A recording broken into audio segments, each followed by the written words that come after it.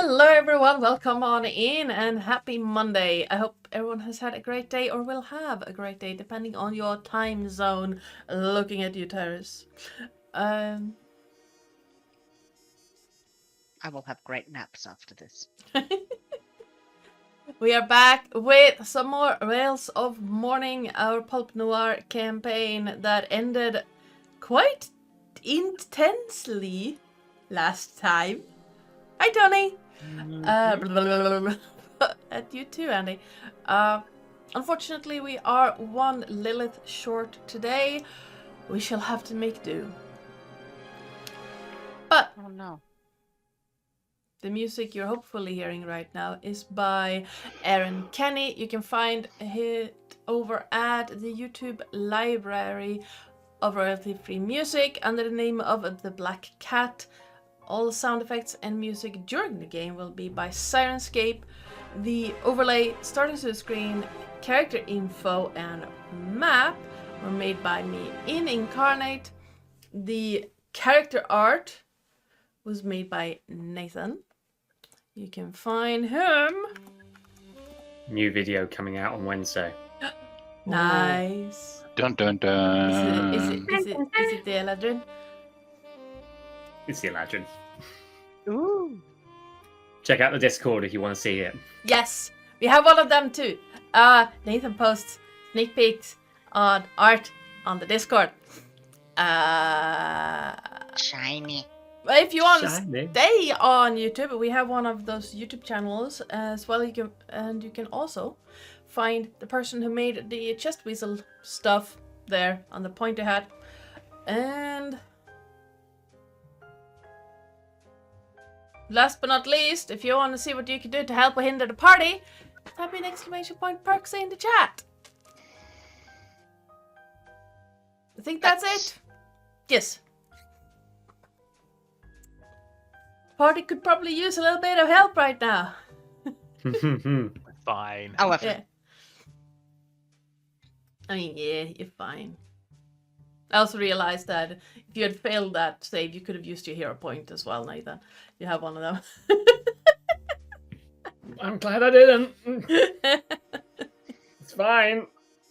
It's all fine. But yeah, it's all fine. Before we get to that one, though, let's introduce some characters. And Andy, who are you and who are you playing?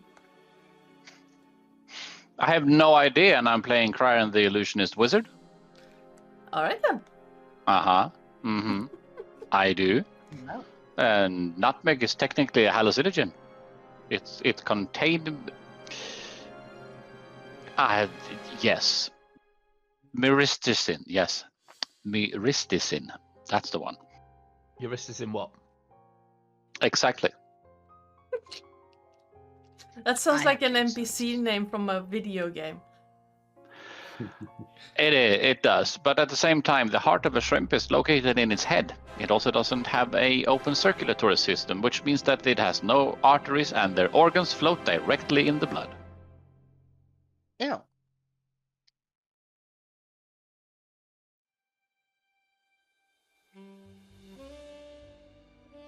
All right then. Trying to figure out how that works, and I'm gonna just leave that there. Like I mentioned, unfortunately, we do not have a Lillith today. Something being ill, something, yeah. We hope you get well soon, Lillith. As Happy we hope- Lillith. You're well soon. Come back and find us soon. As we hop on over to Terris. Oh, me. Right. Hi, I am Sir Terris, your friendly neighborhood ferret. Today I am playing Eberron Weaver, the albino drow bard. And did you know that sharks are older than the rings of Saturn? They've existed for well over 400 million years, and the rings of Saturn are likely only between 100 to 400 million years old. Huh. They're also older than trees. I knew that one. I believe I knew both of those. Very good fact. Yes. It's one of those, I might have known both of them, but I also don't remember forgetting them.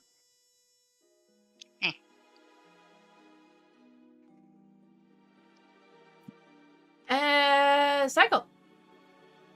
Hi, I'm Psycole. And today I'm playing Rimsdor Dawn, the Kalashtar Barbarian Fighter, and I will be controlling Flo Mayal, given that Lillith is not currently with us today. And I have some dad jokes for the party, because I've got 1,001 of them, and I have many of them to go, so brace yourselves, people. What do you call it when a dinosaur crashes a car? A Tyrannosaurus Rex. Oh, goodness. Yes. You just Yes. hurt my soul. Yes. What did the number 0 say to the number 8? I think your belt is too tight. Okay, that one was funny. Yep. That was Yeah. actually funny. Yep. And why can't a bank keep a secret? Because it has too many tellers. Ouch. Which is also, conversely, which is why it's called a ATM, is a automatic teller machine. And that is Yeah. your So free please dad stop joke for calling today. them ATM. Yeah, please stop calling them ATM machines, because you're calling it an automatic teller machine. I mean, parasol and parapluie. I said thank you to one once. I keep Very accidentally polite. thanking Siri. Look, it's only polite because when the machine overlords take over, at least you've been polite to them. Exactly. This is I was vaguely gonna. true, I almost had a good segue there about something being polite, and then I remembered who you're playing. Nathan. Hello, I am Nathan, otherwise known as the House Tarkanan. I am playing Romulus Dawn, the Kalashtar Hexblade Warlock Bloodhunter, and second book for the party. My fact today is Buzz Lightyear has more space experience than Buzz Aldrin. The toy spent 468 days there in 2008 to 2009, beating the record for the longest human spaceflight. I mean, it can't really be breaking the record for the longest human Technically, because it's not fucking human. Technically, it's not human, yeah. But if you are referring to, if you're like personifying him as the actual Buzz Lightyear, as an actual being, this is on a QI like fact sheet, by the way. So I take it with a little grain of salt. Might be outdated. I've got another one here. Pick one. Sea otters have as many hairs on each square centimeter of their body as human beings have on their entire head. I'd believe it. Soft. Endurable. They're also amazingly cute.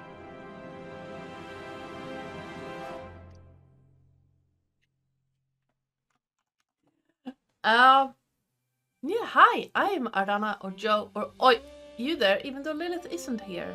I am the GM and channel runner around these parts. And did you know that at least in early 2000s, it was a requirement in the state of Nevada to have Braille on drive-through ATMs? Not necessarily drive-through specifically, but they are. All It ATMs falls- are yes. required to have Braille in there, Mhm.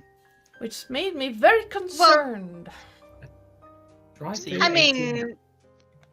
mean, you know, you drive through ATM, the passenger could be using it. Yeah, but it's on the driver's side. Backseat. And you have to exit the vehicle and all the other jazz.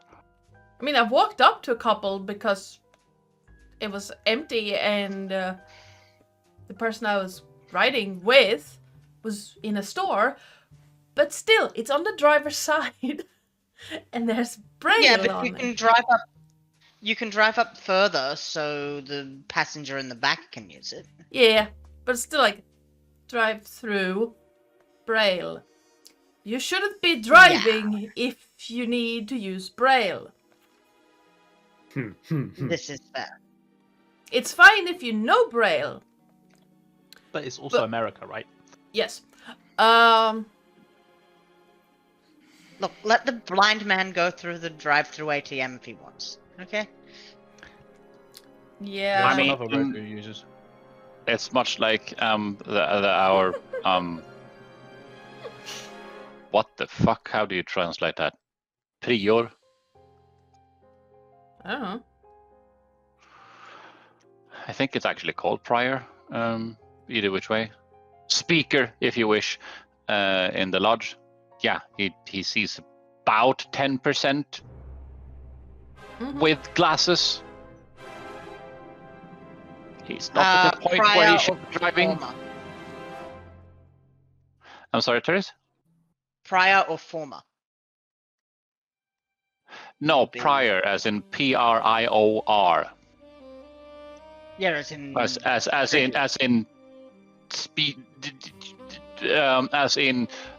preacher is the word okay. in I see, normal English. I see. Makes sense. Yeah. Yeah. Yeah. I have stories of that. Anywho, as alluded to previously, some stuff happened last time. Anyone want to give us a recap of that? I wasn't here. But you're the most recent person to have watched or listened to it back. I wasn't here. Fine.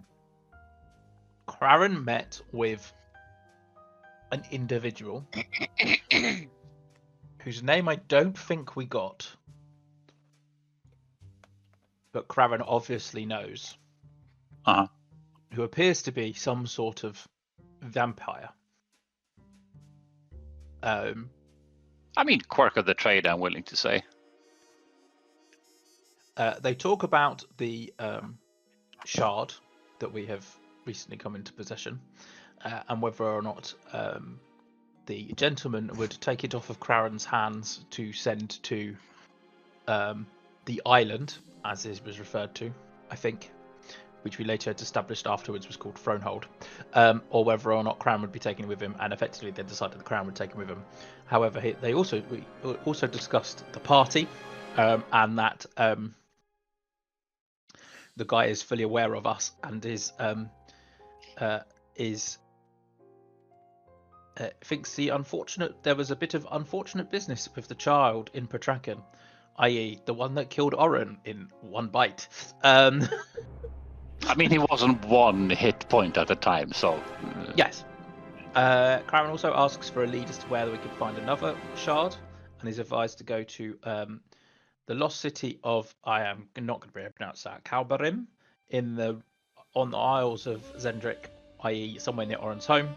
And the gentleman goes on to to tell Craren that he will let the temple in Korth know about the shard. Basically loads of obscure backstory in relation to Craren that I am still trying to piece together and understand what went on. Craren was, however, told that if Remus should make trouble in the city, he will inform his cousin that we are here. And I don't quite know why Remus was the one that was singled out for causing trouble, but we shall see. Craren also passed off the uncut emerald to him to effectively get sorted out. Punked it off even. Yes, and then decides to leave the presence of the vampire and return back to the party, probably almost bumping into Flo, who was in a bit of a huff about the fact that the twins were trying to keep secrets from her. We make it back to the fuck a duck. Sorry, I'm trying to read my notes at the same time because it's been a while. We make it back to the tavern. What? Sorry, I was just going to ask, was that an exclamation or an instruction? Because no, it was an exclamation, and there's a whole story in the chat if you so need to. There's a whole song in the chat if you so wish to go and read it, Oren. I read it. Yes. Did you read the bit about the people that got the natural 20s and natural 1s as well? Yes, it's on the list. Perfect. Yes, so we go back to the tavern. Oren finds Chip and Roger, who may or may not have recognised us from having previously entered the city, and therefore we are now probably on their radar as, oh shit, they've only just entered and they've now been at the scene of a crime involving a burning post office. I have a distinct feeling there is a lot of oh shit that's going to happen at some point in the near future. We get back to the tavern and decide it's probably a good idea to open the chest that we've stolen from the Silver Flame people that we've just killed. And we decided it's probably safer to open it inside the door. So we open the door and go inside, and we leave Oren outside to keep watch because lovely Terris was not with us last week. Yes. And it was convenient to do so. And then we open it and realise that it was a letter, or in it was some silks, fabrics, various bits and pieces that Oren will probably end up taking at some point. However, there was a letter to Mycelia Silvera, the High Templar of the Silver Flame, from one of the Sora Teresa from the Dram. That's it. Thank you. Yes. Anyway, so whilst Remus was trying to understand and explain, get an explanation from Craren, went on for far too long. Romulus decided it's a good idea to take the letter to Flo to make Flo understand what's going on. Unfortunately, that letter also included information that explained that Yaffe was also in some sort of alliance with the leader, with the Templar of the Silver Flame, and Flo may have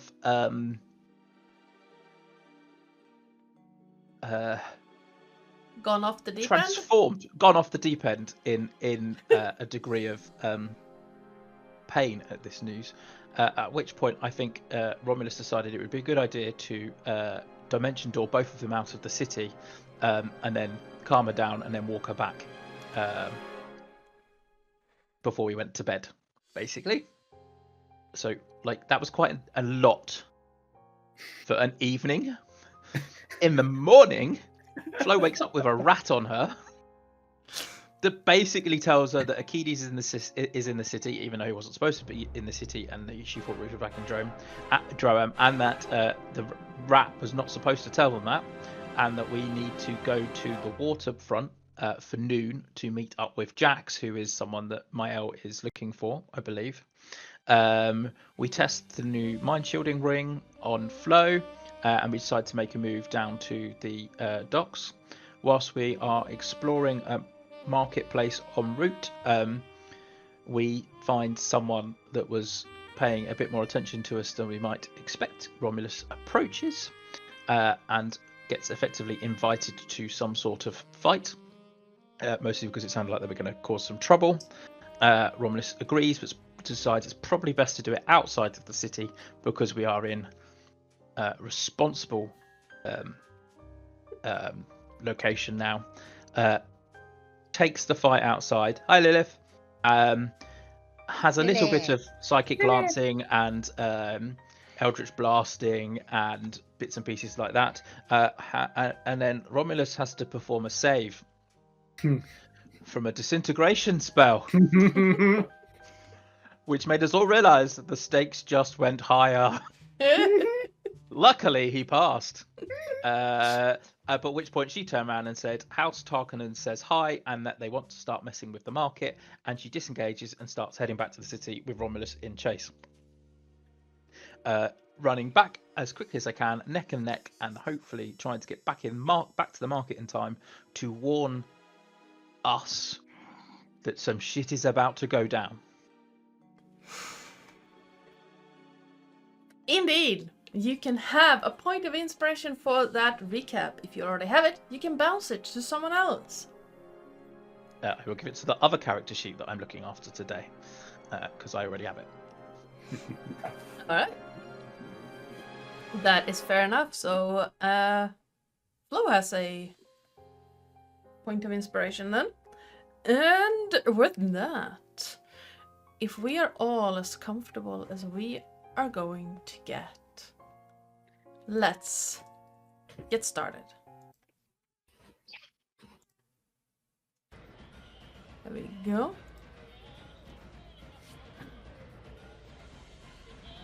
Roof tiles clink under light steps above.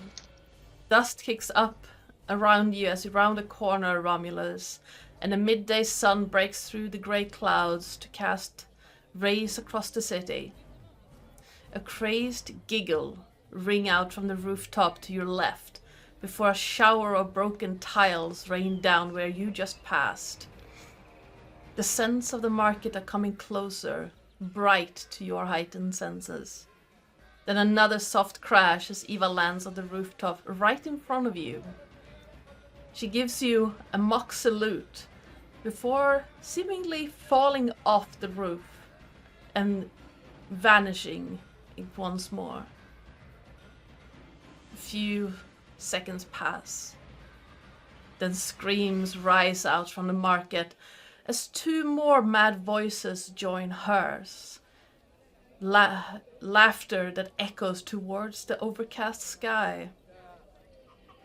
You round another corner and you're back at the market just as you see two men rush towards a group of well-dressed people by a book stall, lightning racing up their arms. What do you do? Fuck. That's an odd choice of time to do that. Yeah. Oh, yeah. That's definitely something Romulus would do. Whereabouts would they be? Whereabouts on the map would they be, or are they on the map? Yeah, So- roughly. You will arrive roughly here. Mm-hmm. You're currently a little bit outside. You can see this guy, Mm-hmm. and you're not supposed to be that far down. This guy running further down here. As you look around, your friends are about in the middle of this group. Not sure where. So about roughly here. So Okay. the rest of your party is in between you and these two guys. Okay. I think Romulus will, like, with quite a lot of panic, guys, we have an issue. Oh, Bad people. oh. I just dodged an disintegration ray. Help me. Cryon is going to rob a temple and just look over at Oren and just mutter in Elvish. So, what has that twit got himself into this time? You say that, Cryon, and you do. hear like crunch as a woman lands on the stall right here. Looks at you and just fun.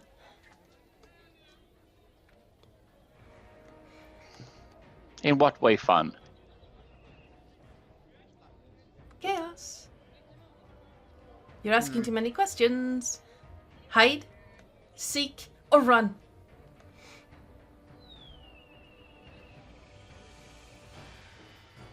You need to explain yourself.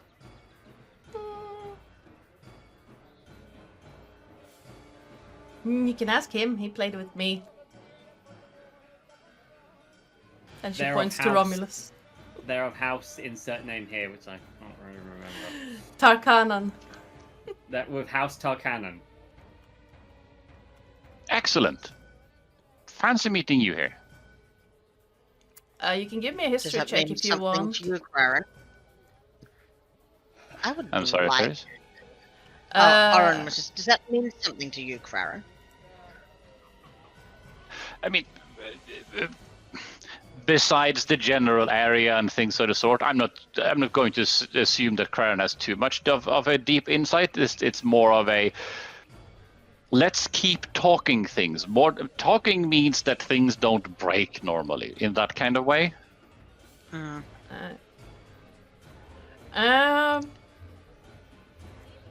If you want Are we... Sorry?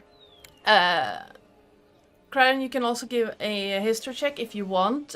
Oren, you Yes. know with a 13, you would know that House Tarkanan are called the aberrant marks. Basically,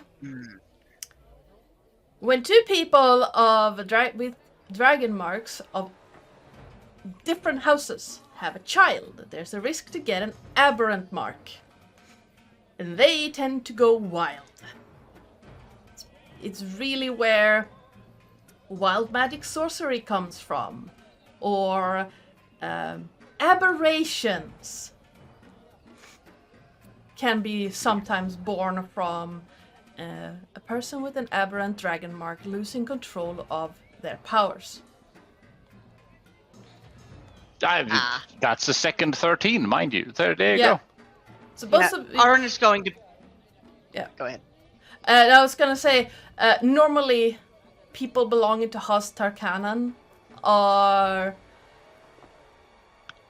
If an agent of another house finds them, that they are killed on sight. Normally. Oren is not of a house, but he understands this, I think.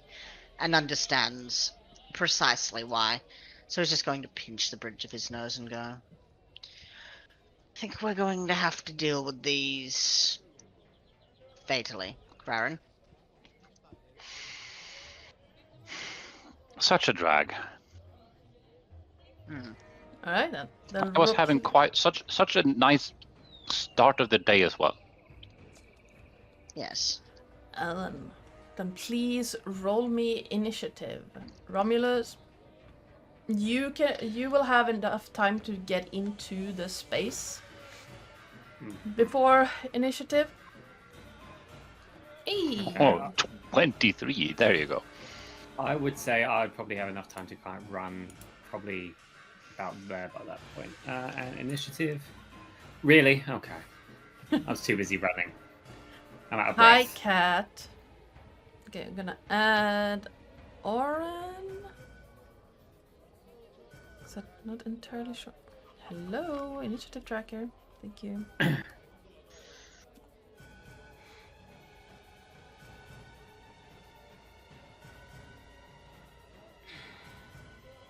Alright, well, it's Oren, Remus, Flo, Craren, Romulus. Perfect. That's kind of handy. Yeah. Let's make the most of it. So, Oren, up on top of this market stall is the woman who talked at Craren. Underneath, you see a half-orc shopkeeper just huddling behind the counter. In front of you, you have the two guys, and you can see like proper lightning just arcing up their arms as they are briskly walking towards this bookstall where the shopkeeper is trying, like, finding cover behind a bookshelf.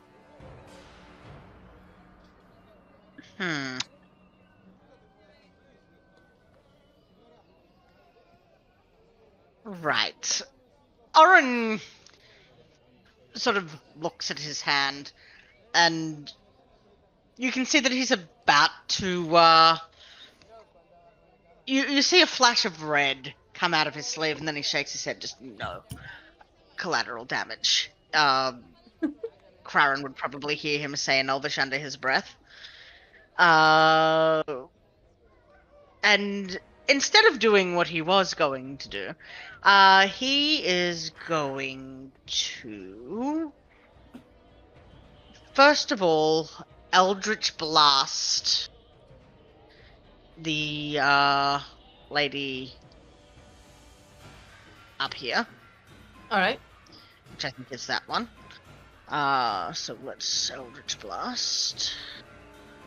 Hi, Cat. Does a 26 hit?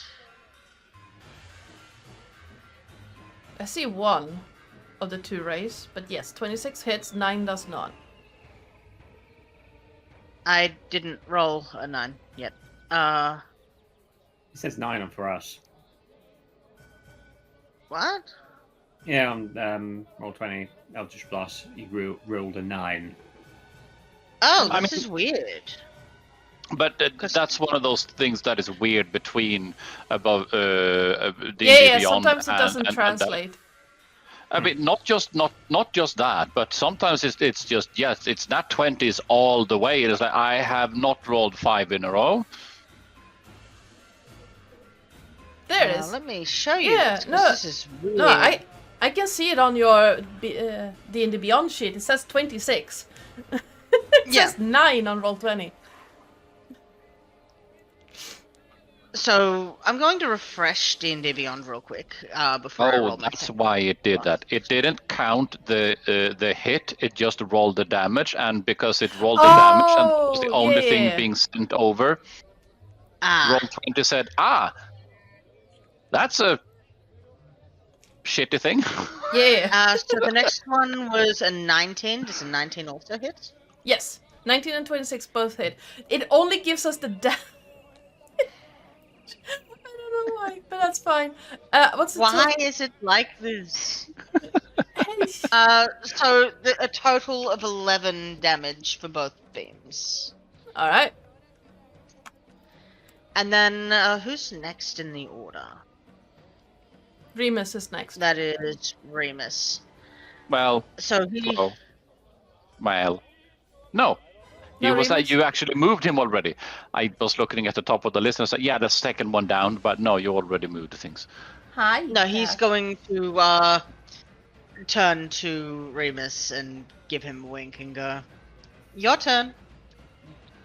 Make good choices," and give him a bardic inspiration. Right. You hear a hiss from the lady as she's struck by 2 beams and burning red-tinted eyes glaring at Yoren. Oren's going to give a little wave. Do you want to move? Actually, yes. Yes, Oren does want to move. Oren definitely wants to move. He's there. These 2 fellows down here, are they friendlies or no? No, these are not friendlies. These 2 are not friendlies. So I mean, you let have me a- put. Okay, so it's those 2 and then the other one. Okay, so the other ones are market and things. So the Yeah, ones with the they're- thin, with the token that has a thin rim is the hostiles. Yeah, Okay, I that put makes it red easier dots on the hostiles. I mean, you just so- did, but Yeah, prior to that. yeah. No, yeah, the ones with the thin rim were hostiles. I put red dots on them. Everyone else is basically collateral. So. Or witnesses. Okay, on how you he's want going to to move twist that. over here. For now. No, not here. Here. For now. He's Alright. using the table as cover, basically. Alright. And then sit down and have a pint. Something like. Remus and Flo. Considering the same person controlling both? Yeah. So, I'm assuming Romulus is. Well, I'm assuming I have noticed the 2 people walking around with lightning coming out Yes. of them. Absolutely. Perfect. What I will do then is launch myself over this table and this probably slightly creeped out dude that's crouching down, going, "Oh shit!" in front of me. Oh Um, no! Bad people! Hold on a minute.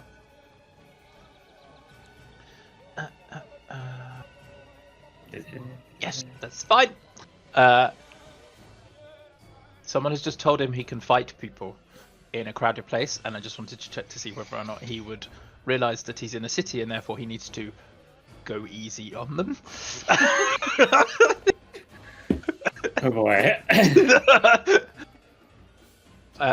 So basically what I'm going to do is kind of stand up and kind of straddle this bench, and I'm going to pull out my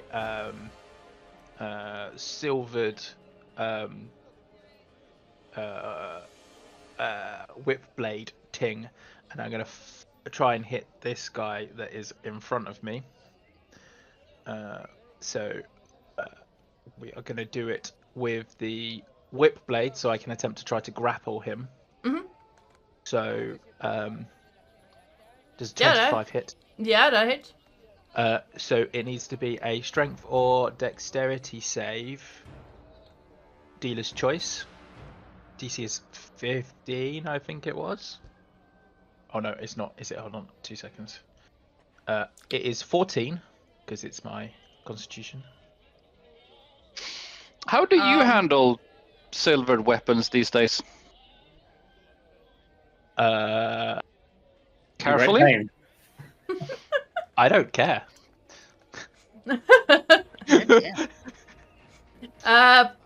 Well, that's a 7. Oh, perfect. In that case, he will now be grappled. I am not raging yet. So, which one is it? It is the D.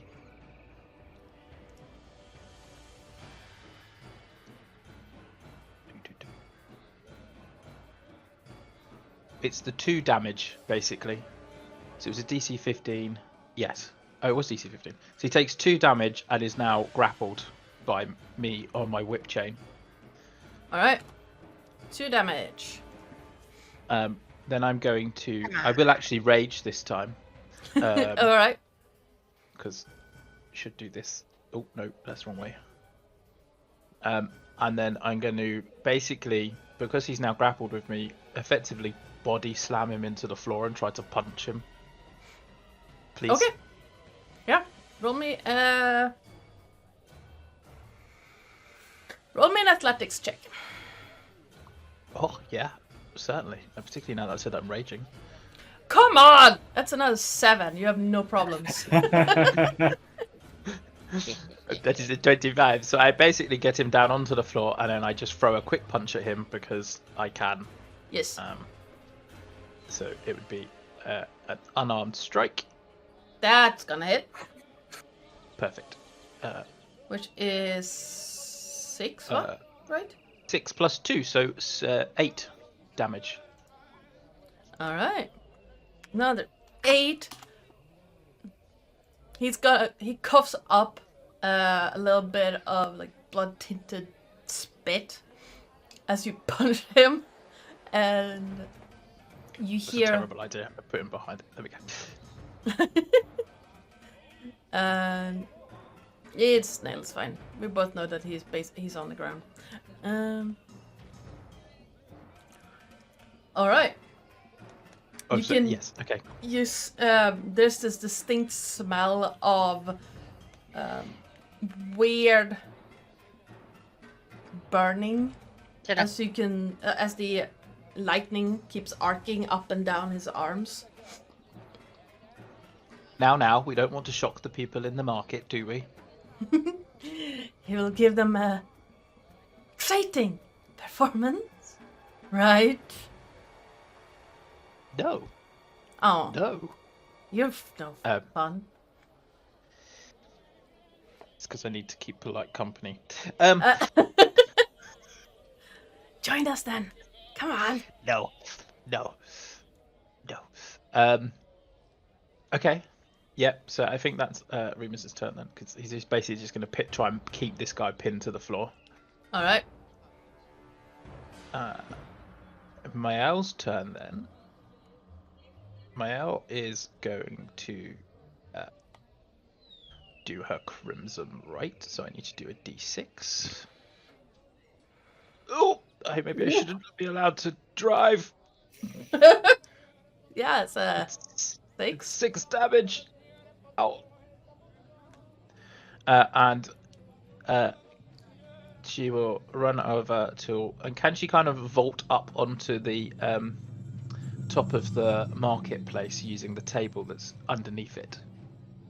Sure. Give me a acrobatics or athletics check. Your choice. Have to be acrobatics.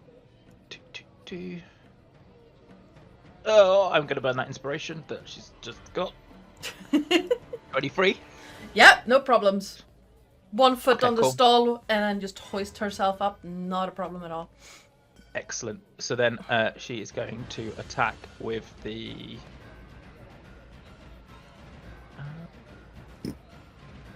predatory strike. That's not hybrid form, is it?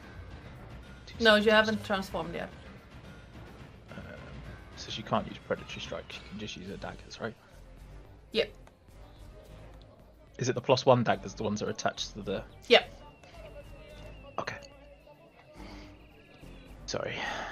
16.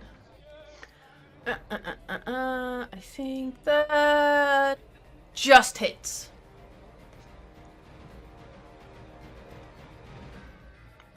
Okay, cool.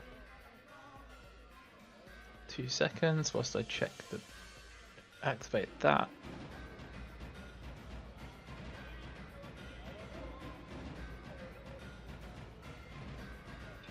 You managed to find a sliver of space in her armor to get in. You needed a 16 to hit.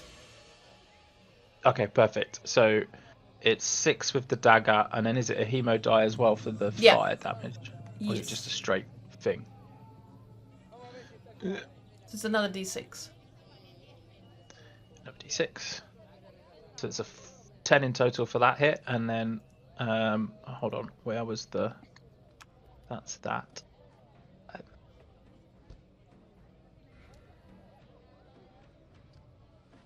She will.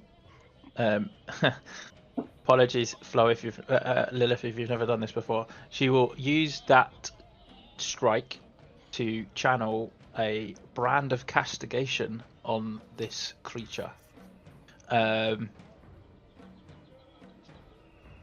So let me put that into the chat. Basically, if it does damage to anybody within 5 feet of Mael, it takes psychic damage. Ooh, okay. I know she knows where it's going and where it's gone, providing it's on the same plane. Yes, so very, very handy. And then I can still attack again because Lilith still has extra attack. Yes. But it's a 15. Yeah, So no. First, all of that effort goes into that first strike with the branding, and then it's like, oh no, can't quite hit. yeah.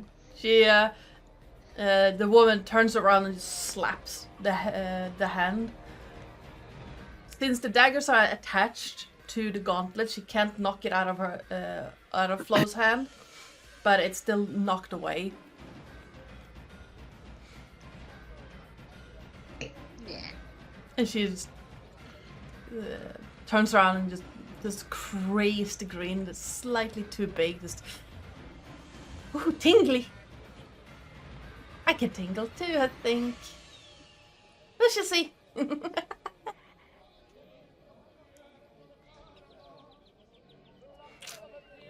Alright. Anything else you want to do?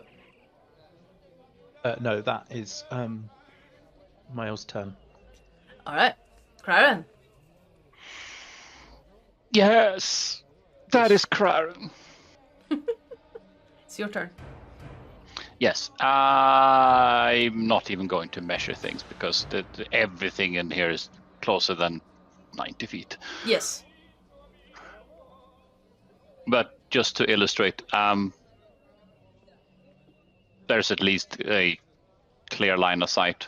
Oh yeah. Ah, okay. So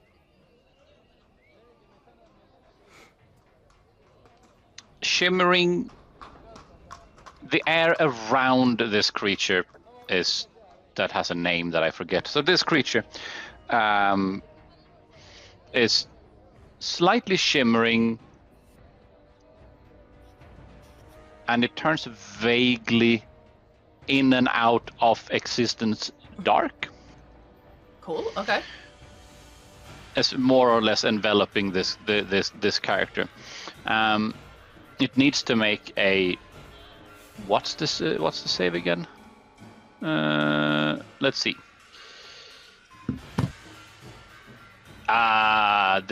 Wisdom save. Yeah. All right. Wisdom. That's a 12. So that sucks for the creature. So It's is it exclamation point or slash? It's slash, right? For rolling on Yeah. on roll 20, I think it's exclamation point. Might be. It's not. Oh, what, on roll 20 it's slash Oh, roll, isn't it? oof. Those are some good rolls. I mean, it's better than average. Yeah. I think. No, actually, I think it's average on point. No, it's a bit more than average. It's a bit more than average, yeah. Average is 25. Yeah. So that's 26. 33 point of psychic damage. And All right. and on a failed save has disadvantage on attack rolls for a number of round equal to your wisdom modifier. All right. What's the spell? The spell is Glimpse of Hell itself. Oh yeah, the one you asked me. You can take The this. description is, for a brief moment in time, a target you can see is convinced that it has transitioned into a hellish afterlife. Nice. And then the rest is just the mechanical descriptors that I just mentioned. All right. How many rounds of disadvantage on what was it again?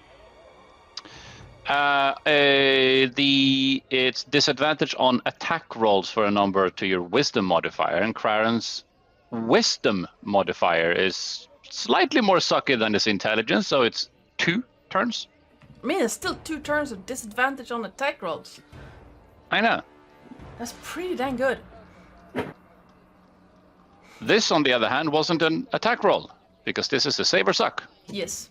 Actually, it's save and half damage, but you know. Yeah, still pretty good. Blood started running down her face again. Romulus, you saw that before, when with the psychic glance thing you did earlier. And she's like half turned towards Flo, and then almost looking over her shoulder towards Craren. Is you can do fun things too. I'm gonna come after you now.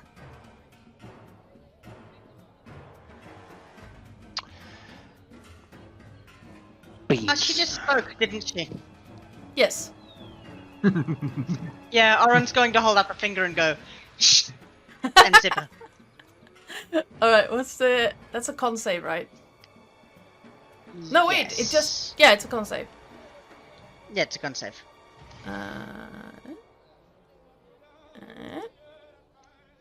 That's a 15!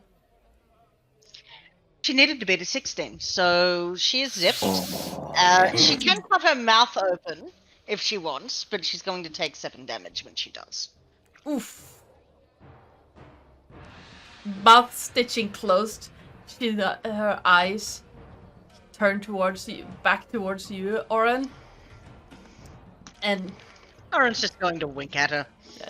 she flicks where you hit her with the force of Eldritch Blast earlier, and just looks at you, and there is this weird look in her eyes. This odd, very intense look.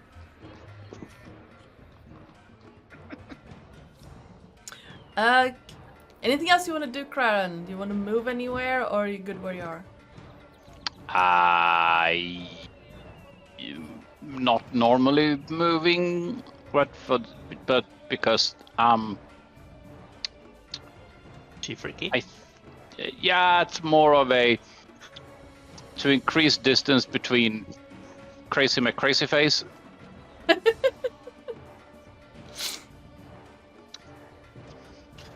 All right. Romulus. Romulus is getting a bit fed up with this one being very annoying. So he's gonna shoot 2 agonizing blasts. First one being an 18 Yes. for 13 force damage, and the other one being a 24. Yeah, both Wonderful. hit. 9.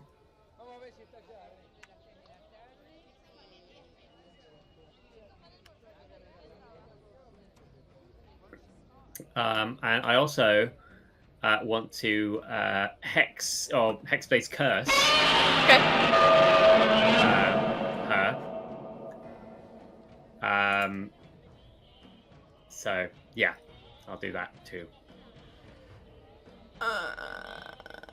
That one, and she is current. How do I indicate that she is not being able? She can't speak right now. I don't remember, but there is an icon that will be. Yeah, I'm gonna do that to indicate that she is mute. Hello, Jason. That made me seriously jump.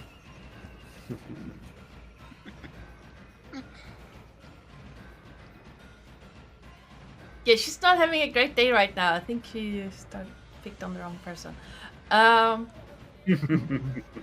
You think? Yeah, it might be. Don't fuck with the bard. All the words. That be my turn. All right.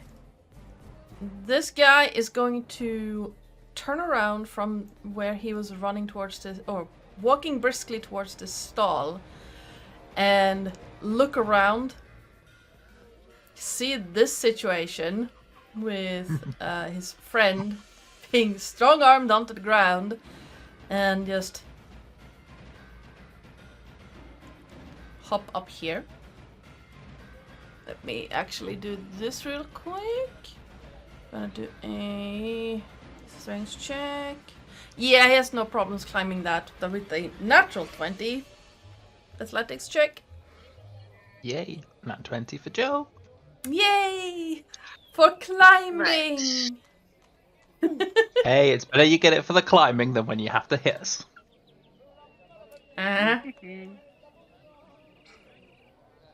And Funny that you should say that.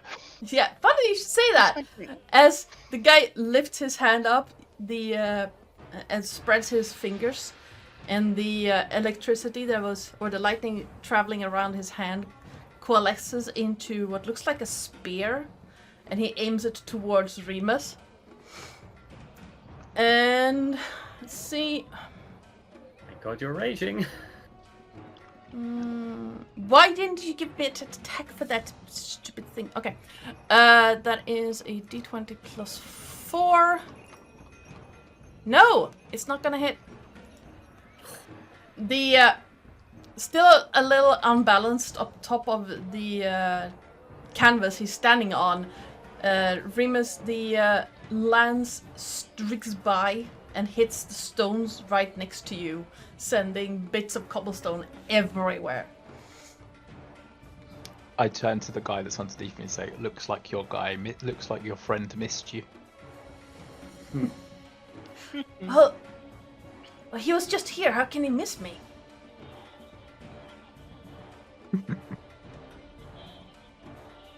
That's him.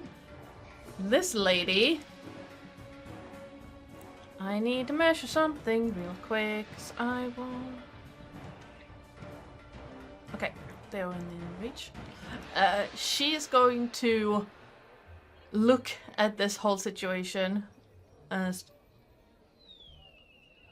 moves her jaw. Like, Flo can see that she's moving her jaw as if trying to say something. You can hear some muttering, but her mouth is like gone. And she's gonna turn around. First, she's gonna turn towards Flo, clap her hands together, and then her hand twists into that weird spear-like thing that you saw earlier, Romulus, and she's gonna launch it towards Flo. And Remus, at the same time, the guy on the ground lifts his hand and points, and you see the electricity arc towards the lady on the canvas, or on this tent. Okay. Ow. I don't think that I can interrupt that with. You can use a reaction if you want to try and do something. This is me trying out a new thing from Ryokos, which is combo attacks. Okay. Can I effectively try to use my reaction to force his hand down so that it kind of hits the pole underneath where she's standing on the Sure. the market canopy? Give me a... Yeah, give me an not Arcana, athletics check. And I'm going to do a... Strength? 28. Yeah, no. You push down his hand and it sizzles up the hole here. And I'm going to do this thing real quick. 19. She managed to regain or keep her balance enough to not get more disadvantage, because she already does, against Flo. Oh, we can add a lot more disadvantage, mind you. That's a 9, a 10, and a 22. The 22 will hit Flo. The other two will not. Wow. She seems a little unstable, and with the extra of the tent, like the tent pole being slightly unstable right now, the first two strikes go wide, but the third one will hit true for... Oh.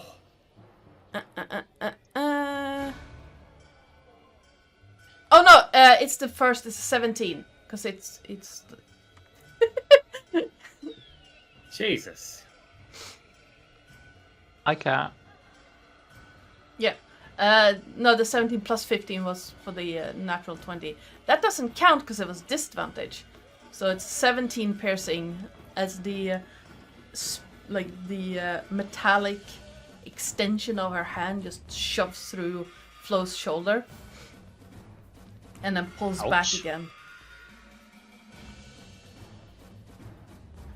Ouch. Flo is not happy. My head is not happy. Get on the ground! Is going to try and... Yeah, he's gonna... Oh, this is gonna be a disadvantage. It's probably not gonna hit. Anyway, he's gonna grab you, like, by one arm, Remus, and the other hand, hold his hand up, and you see that same kind of lightning shoot towards your head. Hmm? Bum, ba-dum, bum, ba. 14 is not gonna hit. Hold on. No, it's not. No. Whilst I'm using, although my AC on my sheets is 18, when I use the chain weapon, it's actually 16. Okay, yeah, no. Not have the shield equipped. Lightning arches past your head, and you can get that distinct scent of burning hair. I swear, if you've damaged my beard, you will not have a face by the end of this. No, just your head, just on your head. Yeah. Just a little bit off the top. I can rock the bald look, but not the chinny look. Funny.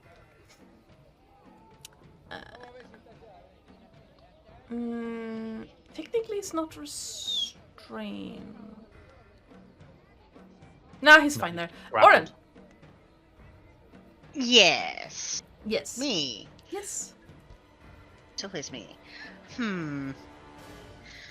Oren would like to once again Eldritch Blast the lady. Okay, go for it.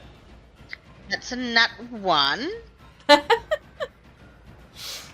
And a 15, so neither of those hit. Yeah. So Actually- he's going to go. With a natural 1, I'm gonna check something real quick. Okay.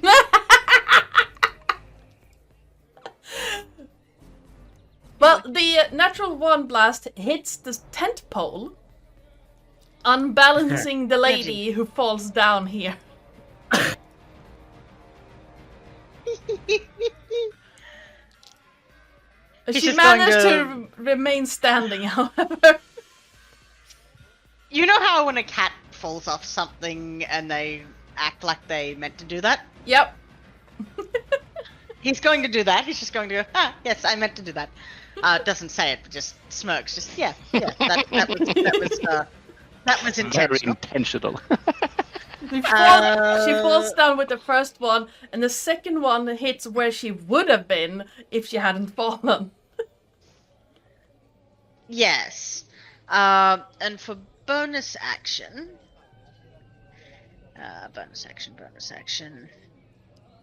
he is going to inspire Craren. Just maybe set on fire?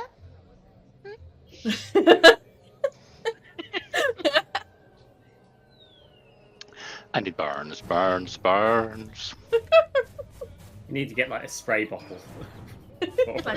No. No.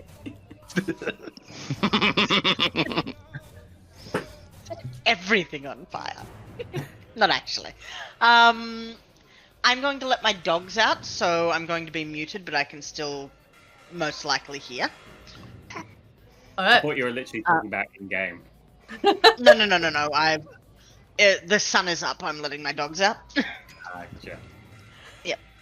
Alright. I will be Remus back, and Flo. but I can still hear. So your brain went there. My brain went to the 1990s song "Who Let the Dogs Out." I also was thinking of that. I thought of both things. Okay, good. Was it 90s or the noughties? Anyway, my bad. Right, sorry. So this guy is currently under me and grappled. I'm going to turn to him and say, "Now, are you going to stop, or am I going to have to kill you?"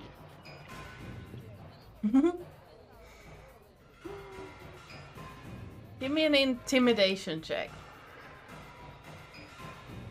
Can it be a It can be barbarian based? with strength, yes. No, So I'm you're joking, literally I'll just- pinning him to the ground. In that case, it will be. Well, no, I'll just do normal because I'm proficient in it. So 17. You see a twinge of fear in his eyes as he looks at you, and his eyes travel over a bit and back to you. Huh, get rid of her and we'll talk. Are you gonna stay still whilst I go and deal with her? I'm not moving. Okay, I'm gonna leave him basically in the chain whip as like a semi-grappled kind of thing. I'm going to hoist myself up, and I'm basically gonna go right.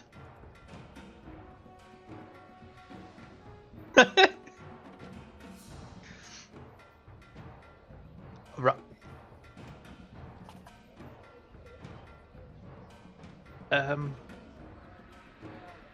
Sorry, I was being distracted by chat. Because that heart was not what I was expecting Jason to put. What?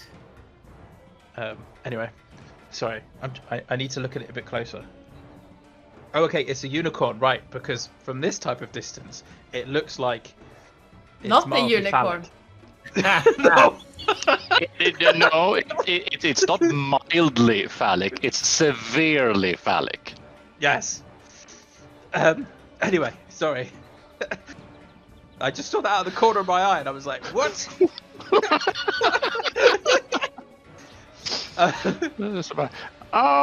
This went weird. Yeah. So I'm just gonna stand up and I'm gonna charge across to this one, even though that means I'm probably gonna end up annoying Mael. And I'm going to pull out the warhammer, re-equip the shield, and smash her facing, hopefully. All right. What was I going to do? And I will do so recklessly because we just need this woman gone, right? Mhm. 13. Hold on, I took a feat. Does it work?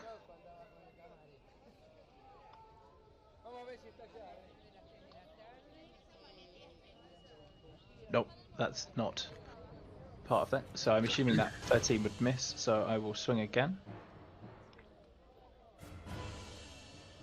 Does a 25 hit?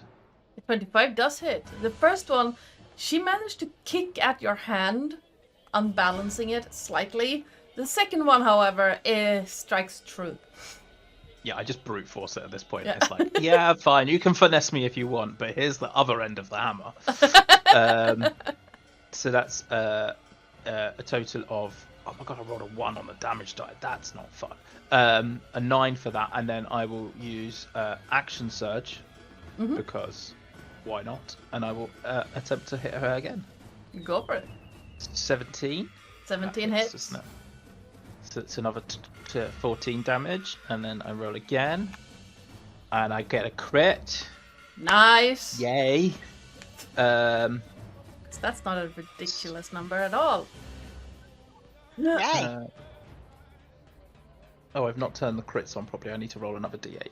2 seconds. So that's another 16 damage on the crit, and then when I score a critical hit that deals bludgeoning damage to a creature, attack rolls against this creature are made with advantage until the start of my next turn. Nice. I can also, once per turn, when you hit a creature with an attack that deals bludgeoning damage, you can move it 5 feet to an unoccupied space provided that target is no more than one size larger than you. So basically, I would like to punt her to the side, closer to Mael, so she's there. All right, go for it. There you go. There you go. Cool. And I'll just step in close, just because I still got movement. That will be Remus's turn. So what was that in total? 15, 29, 29, 36, 38 damage in total from all of that. You okay there? That 30. Natural 20. Just casual, dropping it casual. 30 to hit. Fucking hell. Level 9 melee people. Yes. It's fine. Yeah, and that's that done then. Yeesh. That means it's Flo's turn. Okay. Excellent. Flo will jump down so that. Well, can she attack from up there? Yes. This bit here is sloping downwards. So if she steps on that, she's gonna fall. Because this tent pole right here has collapsed. Excellent. Well, she'll stay where she is then, but she gets advantage in the attacks because of my crusher feat that I've just had. So Mael will attack with the hand daggers again. Does the blood right stay on, doesn't it? Yes, it does. For a while. Cool. I don't remember how long, but it's a while. So she gets advantage to attack. Does a 24 hit? Yes, yes. So she does 5 piercing plus. No, wrong button. D6. So 2 fire damage. And then attacks again. So 25 for 6 piercing. And then the fire damage again? Yes. Each hit. If I remember right. For another 3 fire damage.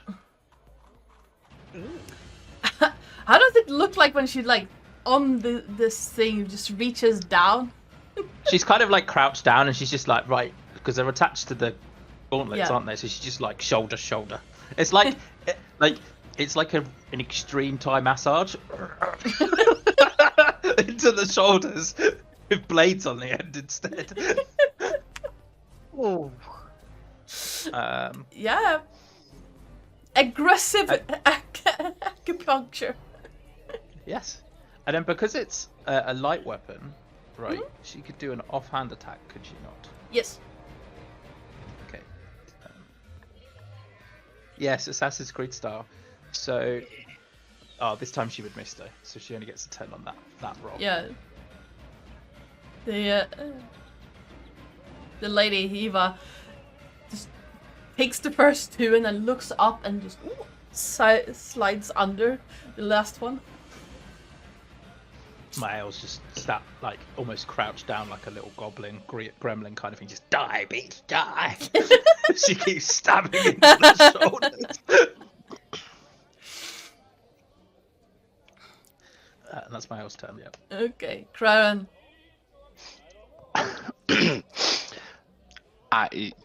Yes, I'm far too amused to have any normal, sane plans, because this is a whole bucket of, well, that's the thing that just happened. So yes, but I'm going to assume that this person, creature, if you wish, is now on the ground. Yes. Floor, if that's the word you want to use. Yes. Right? Uh-huh. As such, Crown is going to kneel down and put his flat hand, right flat hand on the ground as bleak green tendrils makes its way over to where she's standing, All right. latching onto her right foot and starts crawling up her leg. All right then. What do you need from me? Con save, which is Consent. easier than. Why? No, wait. I mean- that was the wrong number. Yeah, that's the Marauder. Yeah. From it's where I'm standing, you can still use that roll. Jesus Christ. No, I rolled a con check and not a con save. Yeah. That's wild. 2 26s. Yes. It's the difference between a +5 or a +9. So. I mean.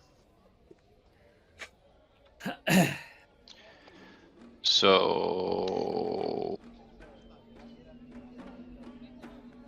That's still. What? 26? Is it? Or something of the sort? 28. 26, 27, 28. Yeah, 28. 28. That's 28 necrotic damage. How do you want to do it?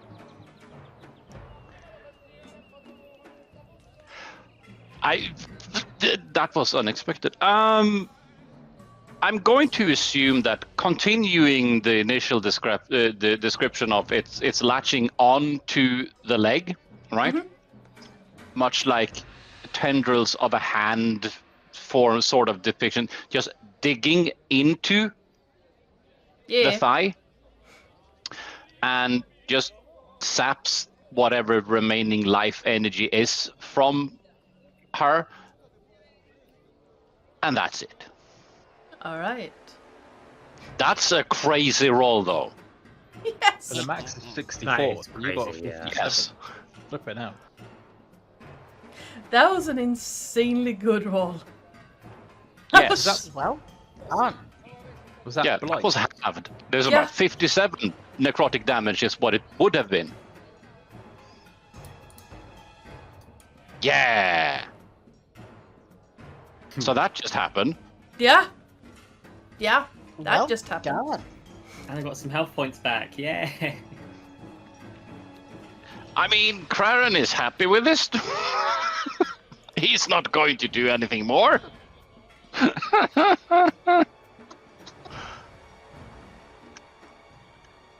Yeah. Where did my initiative? Romulus.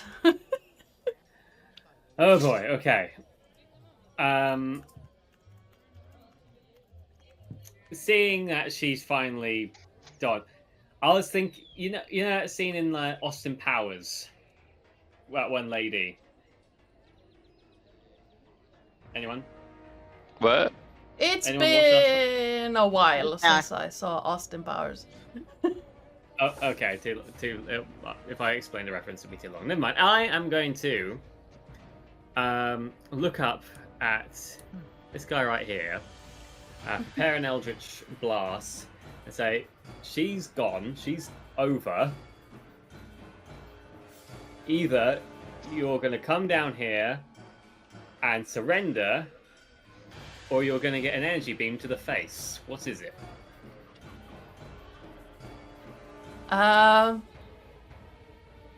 If this is your sincere take on diplomacy, we're going to have words later. Give me an intimidation check. Oh, fuck. 9. You don't have it, sir. No, I don't.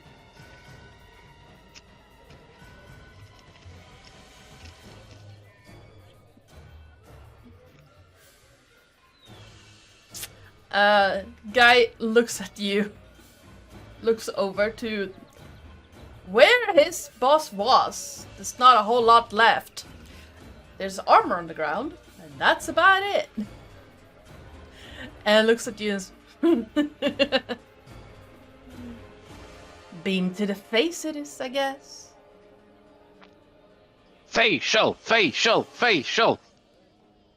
Oh god. Okay then. 22. Yeah, 22 is good, will hit. That's 14 damage, and then a 18 80 will also hit. for 10. Both beams hits true, and guy reels a bit, looks up, and it's just a mess. It took both straight to the face. And, Told you.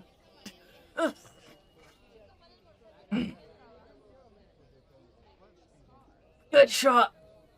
Thank you. You gonna come down now?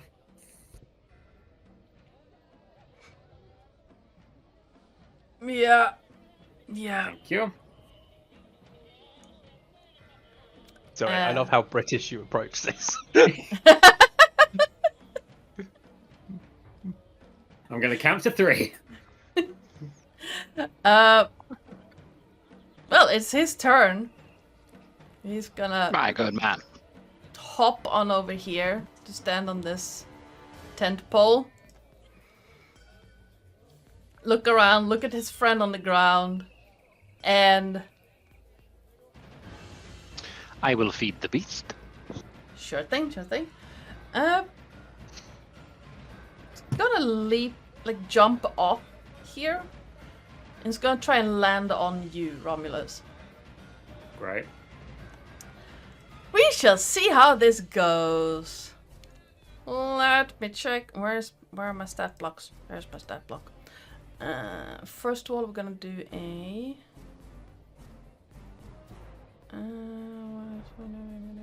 Legs. 17. He managed to leap off, and then he's gonna try and hit you with his spear. Of course, that's a natural one. He managed to land, lose his balance, and just land on one knee. And you hear the clinking as the spear, like the tip of the spear, hits the ground. And he just looks up and just throws it to the side. Good idea.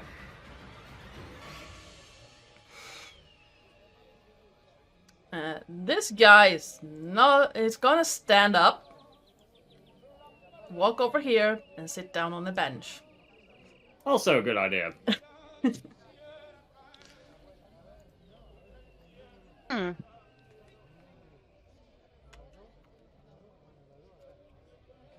Oh, wait, so not killing? No. No. Remember where we are. and Not killing? That's excessively British of you.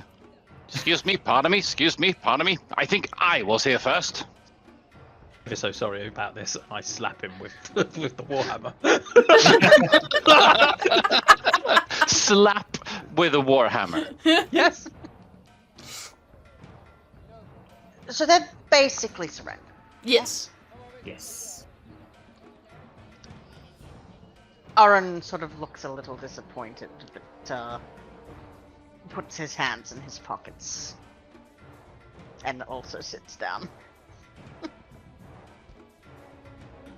Because there's no one else fighting us, right? No. Yeah, so he'll just also sadly sit down. Just, oh. And here I was going to flay you both open. Unfortunate.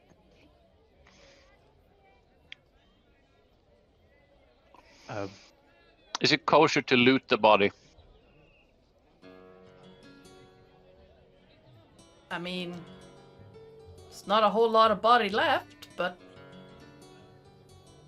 Kind of curious think- about the armor. Well, I think Mael would have jumped down and started Yeah. to effectively Rummaging. search through stuff, whilst Remus walks over to the other guy and retrieves his silvered chain whip thing. That's probably which still point slightly Farah tied will around his not. ankles. I'm Yeah. going to see about bringing this guy over next to this guy that Remus is dealing with, so that both their ankles can be tied up, so that they are both restrained, so that we know they're not going anywhere. So, who sent you? Why are you here? What are you doing? we're doing this in the middle of a market space. Yes. Huh?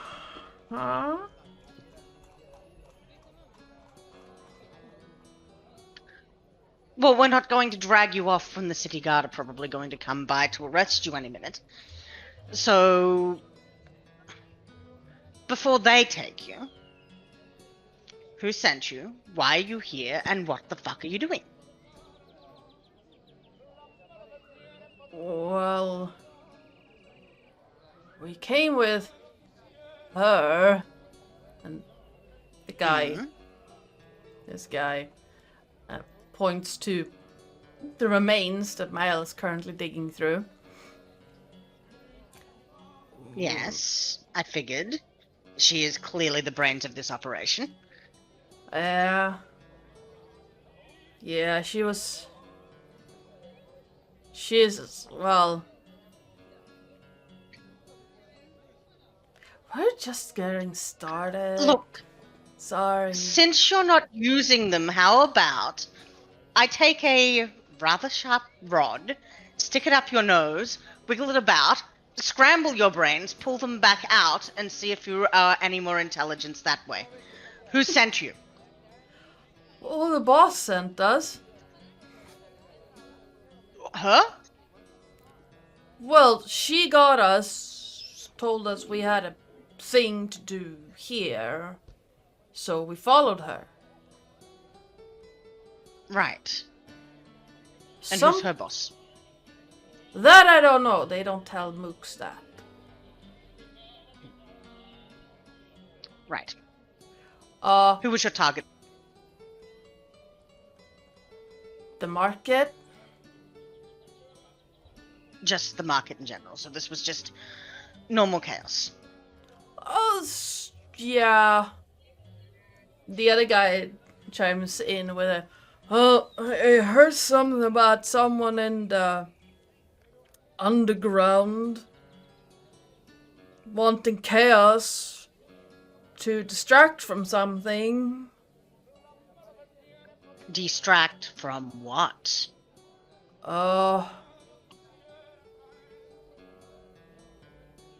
Some plan with Severance? The plan. Sui? So Where? here in the city. It's a big city. Yeah. Where? think they tell us that. You have ears. You clearly overheard something. Oh, I said something about a sewing machine or a sewer or a severance, something like that. Do you think if you thought any harder, the P would rattle and shatter? What? While this is happening, Robert is going to go over to check in on Flo and see what she could have found or could find, and yeah, just see what is left, basically. Something about plants and sewers. To bring something in the city. We were here to distract. Understood. I have no use for either of you. Sorry. I think. You should be. Sorry.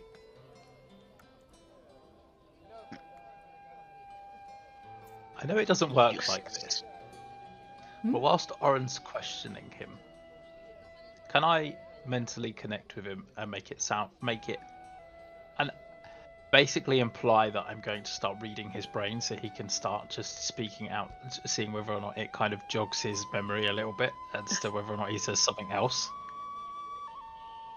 It's like Remus just looks at him and then I mentally connect with him and it's like, so let's see what else is going on in here, shall we? And I start making some observations about childhood trauma or something like that that makes it look as though I'm going through his memories. Oh, I love this idea. It is not even worth ripping out your fingernails. Yeah. At that, he just goes, see, like, panic in his mind. Well, not that he can read minds, but he sends an image of extreme panic, and, give me a... What would that even be? Deception? Probably, yeah. Deception, and I'm gonna say with advantage. Roll a trauma check. Yeah! Oh my god. It's a 9 with advantage. Oh, hold on. Is it still within the minute? That means that I could apply Oren's Bardic. Bardic is 10 Bardic minutes. plus 10. So that's still within 10 minutes, so I could apply Oren's Bardic Yes. to this, could I? Yeah. Yes. What is it? A D8 now, Oren, is it? D8, Mhm. yep. Oh, that makes it a 17. Yep. You get a thought back that is basically tinged with slight hesitation, and then just right. I don't have to speak. Can you hear this? And it first is speaking in his mind, and then you get this almost like an image in response of a room underground with a lot of disgusting like algae and stuff on the walls. It seems to be a memory almost that this guy, when he overheard what someone was talking about, was in this room. And he'll add a if you go to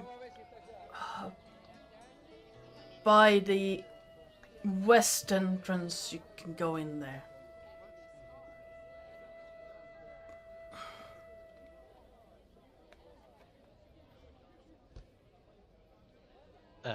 So it's a memory about. Okay.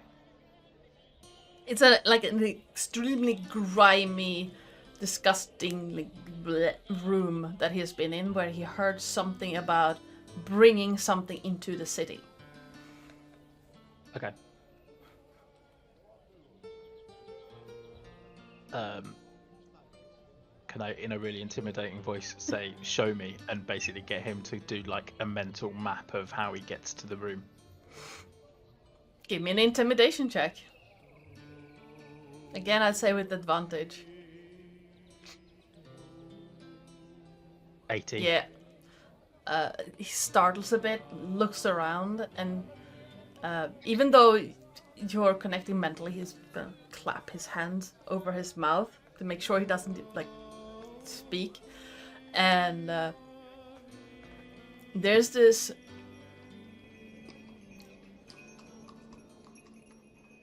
what's your perception score? Like your perception modifier? So my wisdom is just a +1. Okay. Perception is a +5 because technically I'm proficient with it. Okay. The image that gets transferred to you over the mind link is kind of murky and hard to make out. It is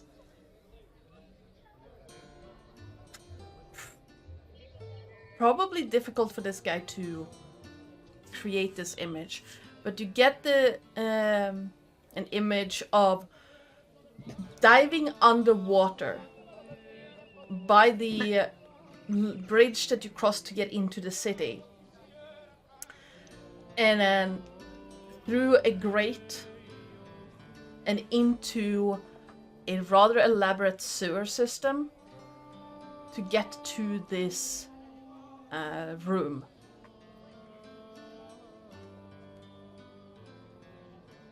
And the only reason you can tell that there's a sewer system that is being described is that he's saying sewers and keep to the ledge.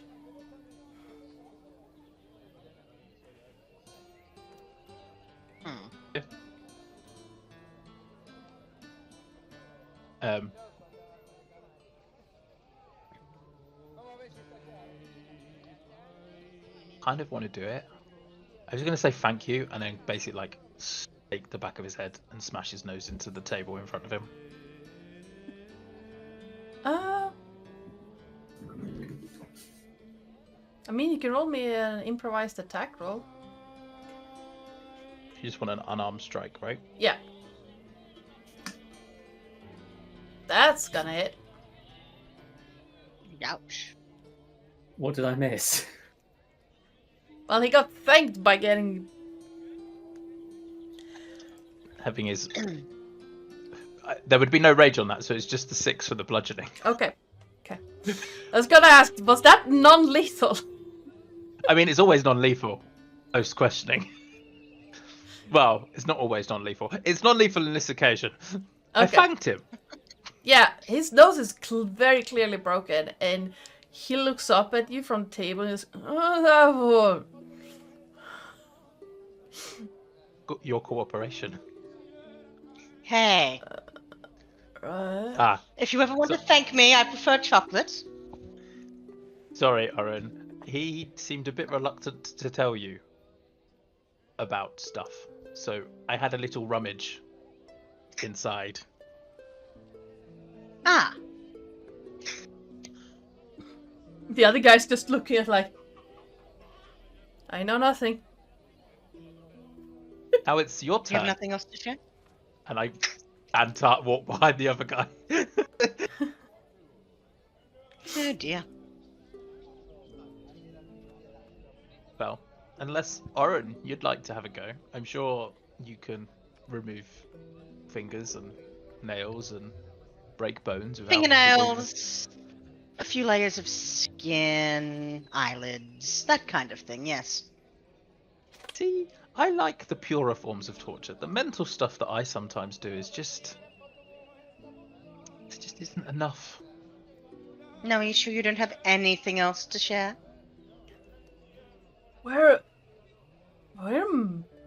foot soldiers, mooks, don't the things that they throw at things Eva was the one with the info. And Eva was your direct boss? Yeah, she paid us. We came with. How am I?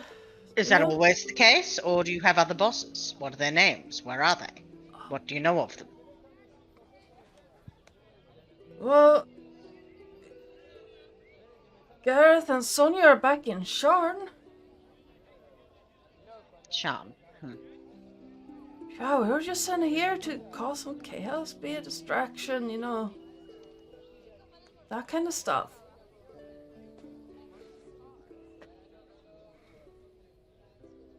These two are useless.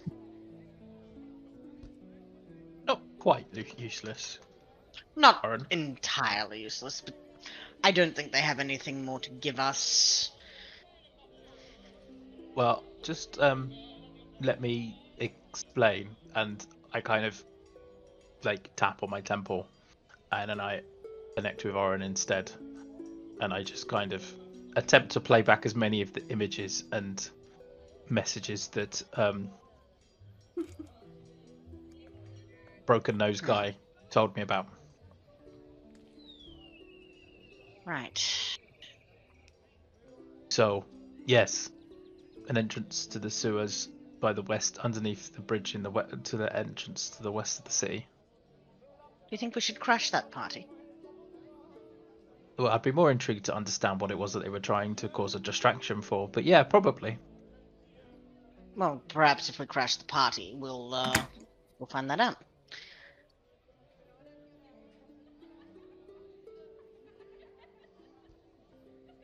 Yes. And Maybe. honestly, I'd like to be somewhere these fellows are not when the local law arrives. He's sitting on this chair here. He's going to look at the fellow here, who seems pretty rough and tumble. Those two seem pretty rough and tumble. Uh-huh. And it's just, you two. Yep. Can you mind them until the city guard arrive? Sure. Excellent. You're just... We have places to be. Uh-huh. Alright. Well, we're just here for some food. But yeah, we're not going anywhere. Excellent. Thank you. Romulus, you were checking stuff out with Flo. Yes. You can either do your own investigation stuff, or you can help Flo, or the other way around. That's up to the two of you. What is Flo's investigation? Yeah. Flo gets a +3 to investigation. I also get a +3 to investigation. So I'll ask the advantage. Yes. I shall let you do so. Flo will help you. Why, thank you very much. Alright. With a 14... Her armor is pretty interesting. It seems to be a form of leather that has been like woven together with linen in between. So it's almost like how do you describe that? It's almost like someone has braided it together with layers of leather and linen. Like every other layer would be leather and every other would be linen. And it looks to be pretty sturdy. You can see where it has been pierced by Flo's daggers. It hasn't gone in as far as you would expect it to with, you know, how hard Flo can strike. But it's almost like the armor was piercing resistant. Okay, that's quite handy. And much of the woman is just gone. What? It's turned to dust by the light, which, by the way, did a massive amount of overkill. She had 15 hit points left. There's no kill like overkill. So there's not a whole lot left of her. There's the armor and her boots, just standard leather boots, looks like, and She felt so tanky. yeah. Like with the damage I did last session, with the damage we were doing this session, it felt like she was going to take forever to die. Oh, she had a lot of hit points, and unfortunately, she didn't get a turn because you focused fire on her. She didn't get a turn to do a whole lot, but each strike she does deals a lot of damage, even without the disintegration ray. Gonna have flashbacks to that. I was not sure if the disintegration ray was a thing that she could do once or more, and two, whether it was a thing that required vocal components. Yeah, no. So zip it. Just like behind the scene thing. She can do that once per day, so she had already done it. I remember. Yeah, I remember that from last session. So I was like, okay, no disintegration ray now, but I don't want to know what else you can do. I'll pick up that armor because that looks quite interesting. Yeah, it looks to be like standard leather armor, but it's woven to be piercing resistant. The thing that it has is that it is made to resist bullets. So piercing damage from a bullet is 2 less. So it does 2 less damage. Just quietly, if you want, I can mend that once we're somewhere safe. That would be very handy. Yes.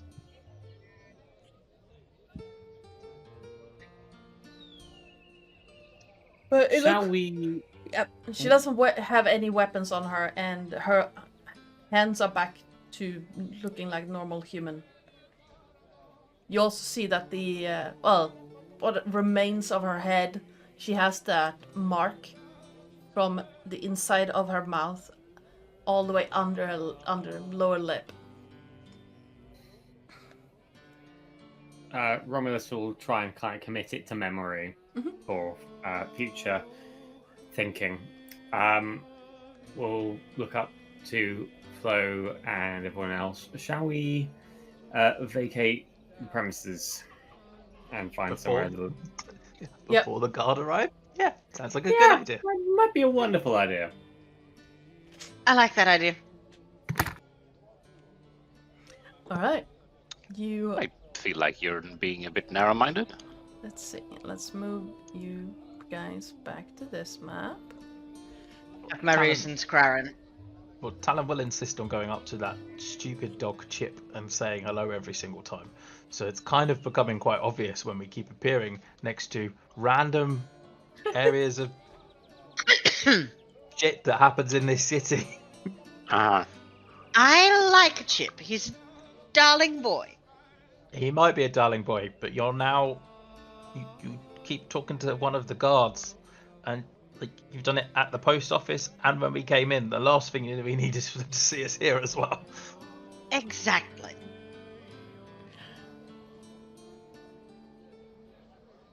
All right. Is Oren doing Right. a quick... Oren, maybe you should do a quick once-over to make sure none of us are covered in blood. Oh, yeah, just assume that if we have been in a fight, he will prestidigitate you clean. He does not like his friends being dirty. They might touch him.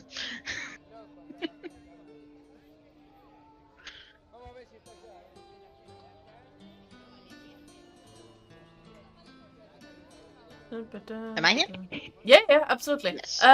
You still have about 2 more hours before noon. 2.5 hours before noon.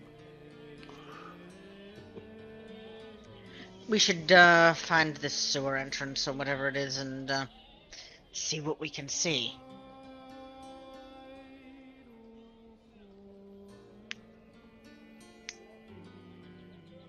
Did I? Well, Mayal needs to meet her friend, right? So, and the western entrance is the far side of the city. Right. So, I'm just concerned that whatever might be going on in that sewer could be much more catastrophic than a little scuffle in the market. But I do agree that male Flo probably should see her friend. What do?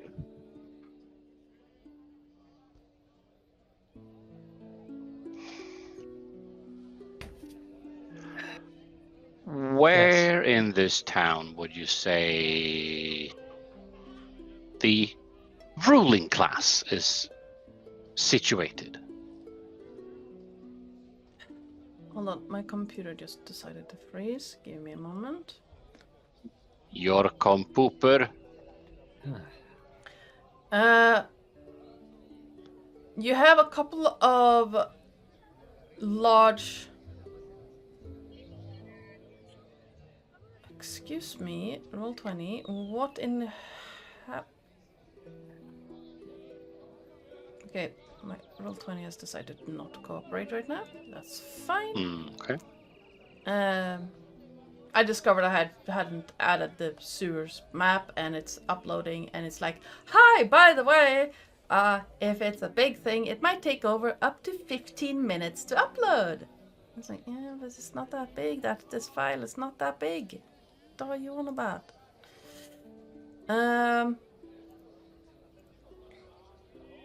It's not even 2 megabytes. The ruling class of this place would be around pretty close to here. The Church of the Sovereign Host. Around the square here by the Church of the Silver Flame. You have down by the Countess house at the southern entrance, and by the mayor's home more southwest, so over here. Yeah, I'm just trying to get a lay of the land, more of a what are we up against in this town type dealio. If this was happening at the market in this area, what could possibly be going on in different areas that this is a cover up for?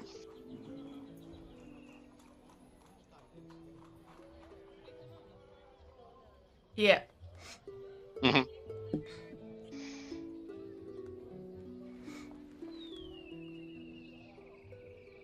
Well,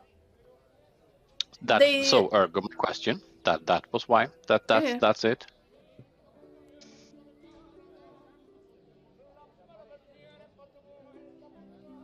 Apparently I can't stop the upload now that I started trying, so that's fun.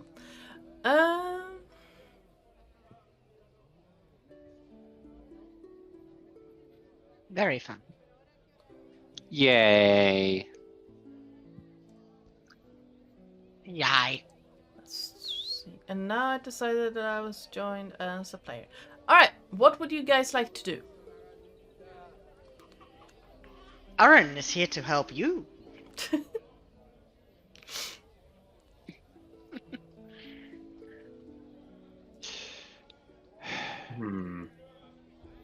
Psycole, are you okay? yes, I'm fine. Sorry. What's your eye?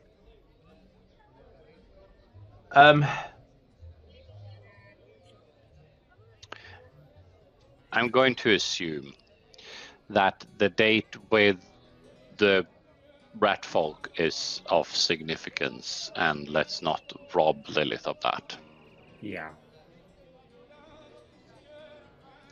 Yeah. So The reason we're in town. One of the reasons, yes. No, I mean, one of the reasons we're in town is we're on a mission. We're on a mission from God. No. We're on a mission to sell rails in this city. Guys, do we know who we even talk to? No, we probably don't. But also, I kind of semi-agree with what Oren's suggesting regarding whether or not we should go and investigate what was happening with what was happening that required the distraction in the first place. Might give us some leverage on exposing problems in the city. Yes, and of course, Flo would be amongst friends with the rat folk, so probably would not need an escort, but we could always send Elos with her. He can move particularly fast when he needs to, if she ends up in trouble. Or if we do. Yeah. I also don't mind sending. So mechanically speaking, I also don't mind if if Remus escorts her, and then I can sit back and everyone else can carry on for the rest of the session. If you guys want to go investigate the sewer.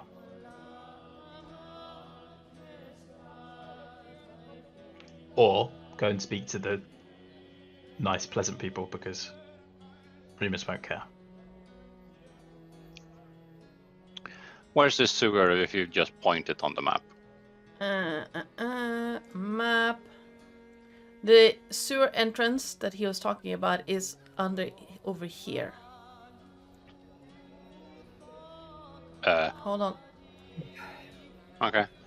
I mean, if you cut through from one where of you're many at, I'm going to assume. Yeah. So the one that the guy you talk to knows about is there. There are several other places. Over here. Over there. Okay. I'm not saying a ping. Zoom out, zoom out, zoom out until you see the whole city, and then it's the bridge we crossed on the way in. I see. Yeah, I see. There are several other places where you can come down into the sewers. Is there anything that looks as though it's over where we're currently at? Give me a quick perception check. Okay. Because I'm just thinking 11. like It's a little bit hidden. Oblivion. Sorry? I'm just thinking like Oblivion and other sensible Elder Scrolls games, where each major building has a grate, and then you can go because it's a sewer. It's a network of tunnels underneath the entire city. Yeah. Very likely to be the way here as well. Yeah. It takes you a moment to spot it, but there is a sewer grate maybe 100 feet away from where you're currently standing, to the east of you. It is a little bit covered by crates and bags, so it's a little bit difficult to spot at first, but you managed to find it.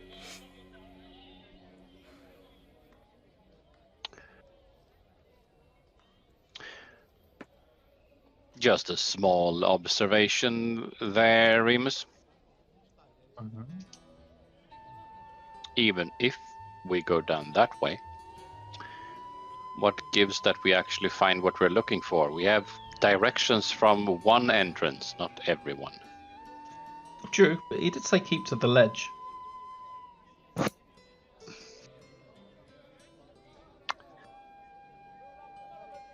Which is fair.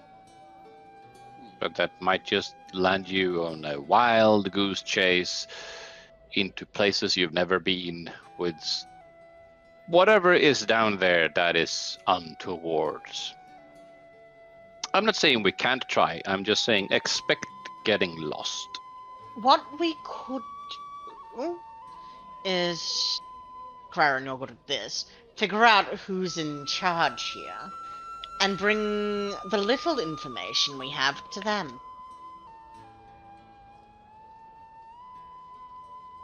In that case, would we not just be better to go back and wait for the guard to arrive?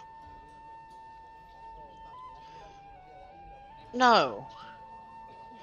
How long would you say it takes from a general over here to a general over there?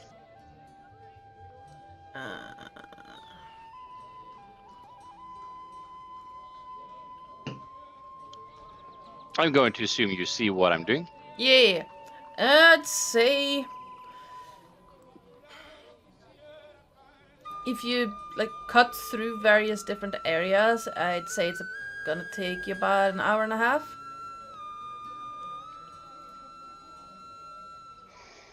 We have an extra 10 feet of movement speed for the next 24 hours, by the way.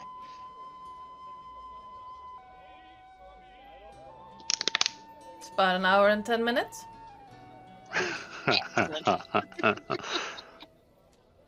Which is fair. And that's provided if you like sneak behind buildings and try to avoid the crowds.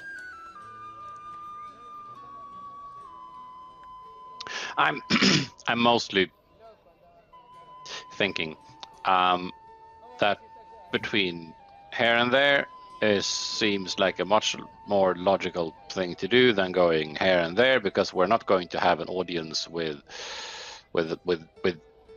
number 5. I was thinking the mayor. She said Yeah. something about the mayor. Yeah. Would probably be the highest authority we could feasibly get to see at the moment. Yeah, like over here seems reasonable, mayor-esque area type deal. If anything, they are a public figure and should be hopefully open to words. Yes. Craren, Remus. you know your paper bird thingies? Uh-huh. If Mael were to send a message to the person who this is out of character for a moment. If Mael was to send a message to the person that she needs to contact, Yeah. to say that she's being delayed, Mm-hmm. Can that person arrange via a return birdie an alternative meeting spot later in the day? Mechanically, the answer should be yes. It's Dean's discretion, obviously. But mechanically, the answer should be yes. I have sending. Would that work, DM, or would you prefer us to let Mael alone? Only thing I'm pondering is mostly because Craren does not know this person, and as such, the recipient end of the equation might be weird. Replying is a different mean altogether, but yeah, DM discretion. I think No, mechanically it could work, but If you guys want to send a sending or a bird to delay the meeting, that can be arranged so that it can be something where Lillith can actually be here for. So that's completely fine. Also reminds me, I'm gonna send a message on the Standing Zone, just updating in that we're at the City of Thieves and we're fine. Everything is okay. everything is fine. We have not entered any morally gray areas. Progress is being made. We'll update you soon. Speak for yourself, By Craren. we, That I guy's mean- mind was weird. Okay. I mean, So Flo will turn to Craren and just say, Flo, to Craren and to say, Craren, can I send a bird to the person I needed to meet, and can I tell them to contact us later with another meeting spot, and then we can go and talk to the mayor. I mean, Craren will facilitate the writing of this. Perfect. And flap, flap, flap, flap, flap, flap, flap, flap, flap, flap, flap, flap. Yes, sent off. Yes, that's probably safer, given that we've only got 2 hours till midday, and then we can go and do what we want to do with the mayor, and then. I'm specific. Unless the time is unless the time was a specific requirement, hopefully that works for everybody.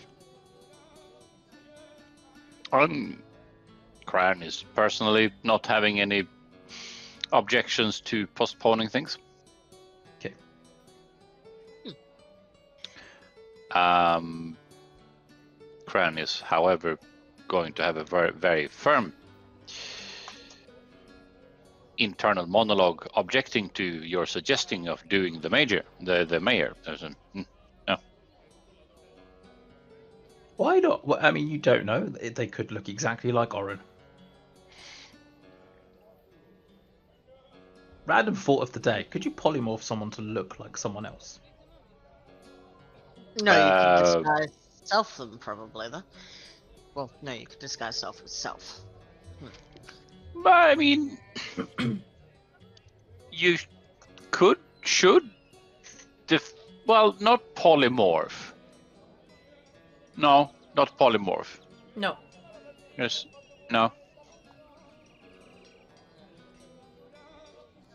I don't think there is a spell that allows you to alter the appearance of someone else, is there? Because you've got altered. You've got alter self. Oh, is it seeming? Is it? Seeming allows you to alter a group of people. We're all the mayor now. Look at us. We're the mayor now. Oh yeah. Oh no. That's exactly how that works. So. So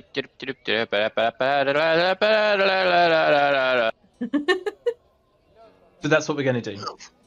Flo has sent a bird to delay the meeting, and we will start travelling across town to go and speak with the mayor. Yes, and we need a travel song, and I don't have one, so. I know a song. We'll get on, get on, Not that one. Hey ho, hey ho. What other one have I got that I keep having going off in my head? Soda Pop from K-pop Demon Handlers. I have no idea what you're doing, but that triggers something. Yeah. I'm sorry. It's just my eye is twitching. It gets stuck in my head at the most. My eye is twitching. They won 2 Oscars. They did. They did. My eye is twitching. And one for the best animation. Are you not a fan, Terris? No, not at all. That's fair. The music is fine. The movie itself is a bit bland. I like the cat and the bird. That's the only thing I liked about the movie. The bird is fantastic. The bird should have won Oscar for best supporting. Best little guy. Yeah. For best most little guy in a foul. supporting role. Yes. I've got Soda Pop stuck in my head. I'm sorry. Would you like me to sing the hamster dance at you? No, because I'm quite enjoying it. Oren, give me a perception check. Oh. Perception. That's a 15. Alright. I mean, it says 19 Oh, here. that's a 19. Yeah, it's like... My bad. All right. As Why is you it doing that? leave the marketplace, the two guys still sitting by the table. One's face has been bashed in. The other one looks a little bit singed, and his face is also badly hurt. And you can see a group of people just there at the market, like standing nearby, looking at these guys intently. However, as you leave, as you walk out into the street, one person wearing a, this newspaper hawker caps, just regular brown coat and brown, looks like linen trousers. It's not looking at the crowd in the market, but it's looking at you, your group. And then as soon as he notices that you've seen him, tips his cap a little bit and vanishes into the crowd. Does he look familiar? No. You don't recognize him. Right. Oren is still real fucking paranoid right now, and in Elvish she's just going to quietly go to Craren. We may need to have words later. Understandable given the situation, and I'm going to assume it will be a rest situation. There's something going on, and we may need words. Words shall be had.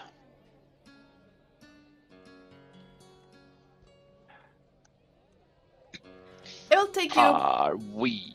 Yep. Yeah. It'll take you about No. an hour and 10 minutes to get to the mayor's house through the crowds. It's very easy to spot the majestic building poking out from between some of the few trees still growing in the city. As you come up to the gates to the city, they are wide open, and you see a bunch of well-dressed individuals sitting out along tables that have been placed just outside the main entrance. The front doors are not open, but you can see clear signs that they are probably kept open in the warmer months. Hey guys. As the group is approaching the building, Craren is going to change his shift weave to match the people seeming to that he believes to be fitting in the surrounding. Absolutely, you can do that.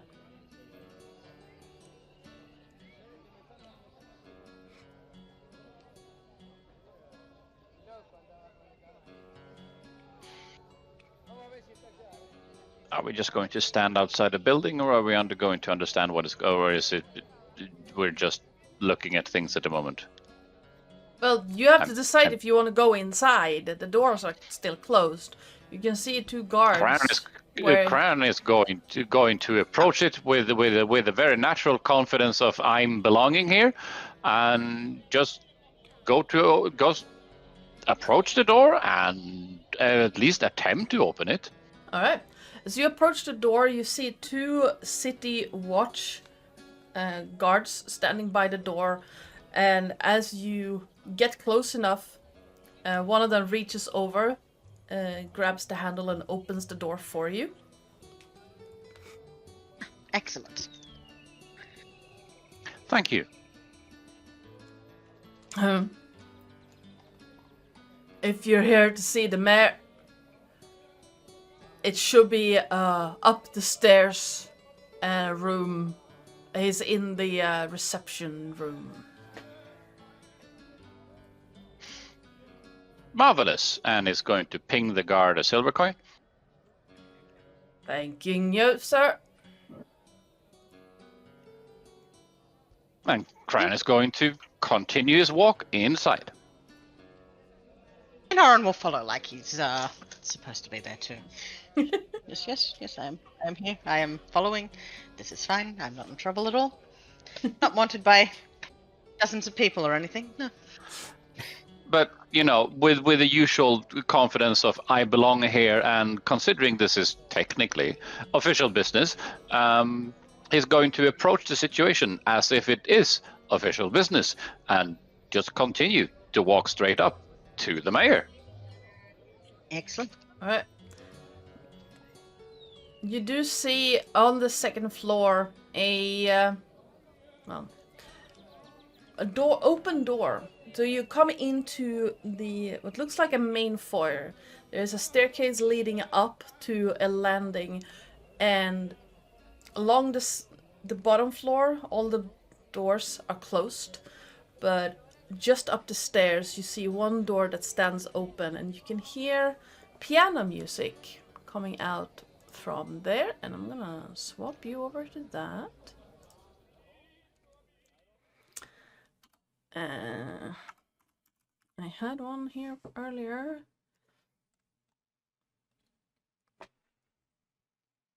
And soft. Nope. Patty.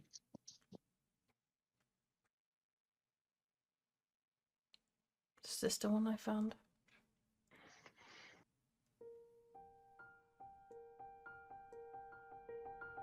There you go.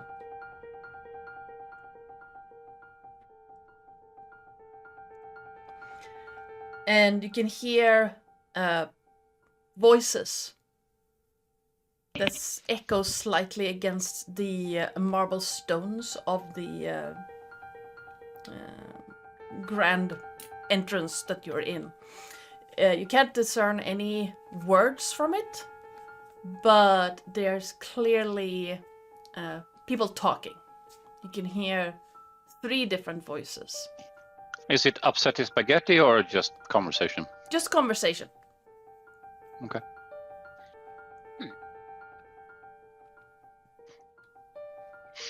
Cran is naturally just entering this building, much like I mentioned, by just I belong here. As such, Oren following seems reasonable, well dressed, suit, things of the sort. Yes. The both brutes needs to be left behind.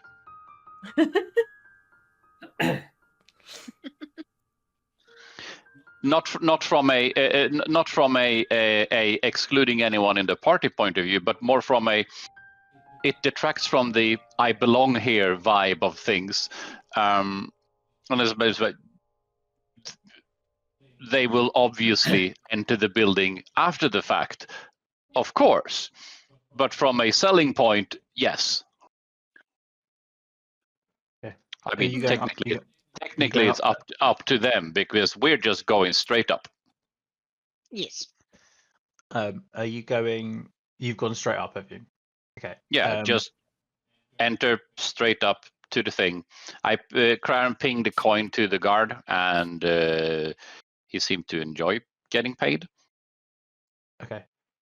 Well, I presume that Craren is, as soon as Craren has taken over, is going to nod to the twins to basically keep them outside. Most likely, yes. Okay. Then Remus, I don't know if Romulus will do the same, will basically take station outside. But then as Craren and Oren walk past or make eye contact, Remus will just like tap your forehead, and you'll just hear him connect with your brain. So just say, I'm a ride along, just in case you have any problems. Sounds like a plan. So I'll connect with Craren. I don't know if Romulus would like to connect with Oren as a ride along, or whether or not Oren's background is a bad idea. Oh, I'll, I'll, I'll ride along too, if you don't mind. All right. Yeah, I think Oren is probably just chattering away with you mentally while you do that. Honestly, Okay. I'm he's gonna gotten used to put. it. I'm gonna put. Carnis is going to play piano music. I'm gonna I start singing Ring Remus of and Fire. Romulus on the map so you two can see what happens. But Mhm. let me grab that and then that. Why are you taking 5 million years to load? Thank you. Peanut butter. There's a lot of white. There used to be a lot of white. There's no longer a lot of white. It's just nice. Yeah, like I said, it takes like 5 million years to load. Don't mind me, This I'm room making layout, some toast. this room layout looks oddly familiar, and I was like, "Oh no, it's a bit like What's Her Face's Pleasure Palace in the sword from What's Its Face." Yeah. And then I was like, "Oh Yeah. no, actually, it's not that. It's not the same. It's close." It's close. opulent. Walking through the doors, you see a well decorated and well appointed reception area. Clearly built for receiving large groups of people. Currently, however, there are only 5 people in the room. 2 well-armed guards standing by a door on the opposite end of the room. A well-dressed elf gentleman sitting on what looks like a footstool right next to a chaise lounge, holding a extremely well-dressed gnome gentleman. And by the piano at the far end of the room, you see a white-haired man wearing a black suit and what looks like black ribbon holding the long white braid together. Oops, sorry. Sorry, what? The room smells of mulled wines and expensive pastries and desserts.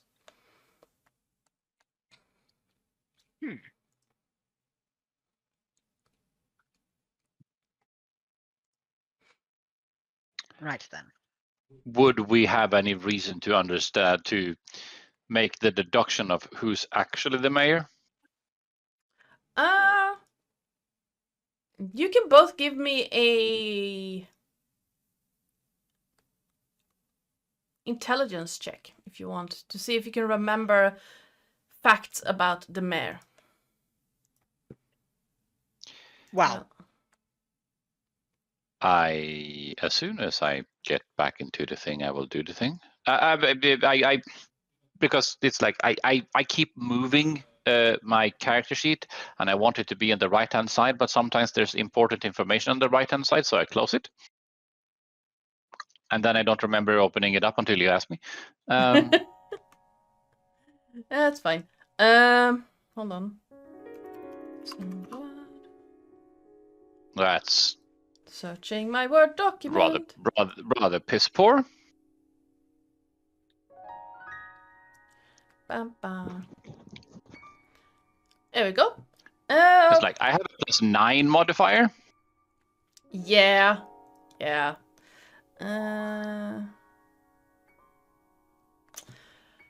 Both of you will remember that the mayor of Sandrar is a gnome gentleman named Garrett Tomran. And very likely the extremely well-dressed gentleman on the chaise lounge. Huh.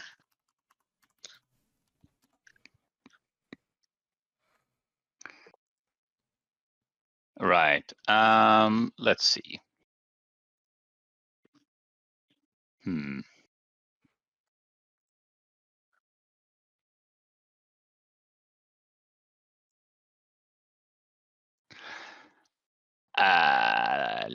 Let's see.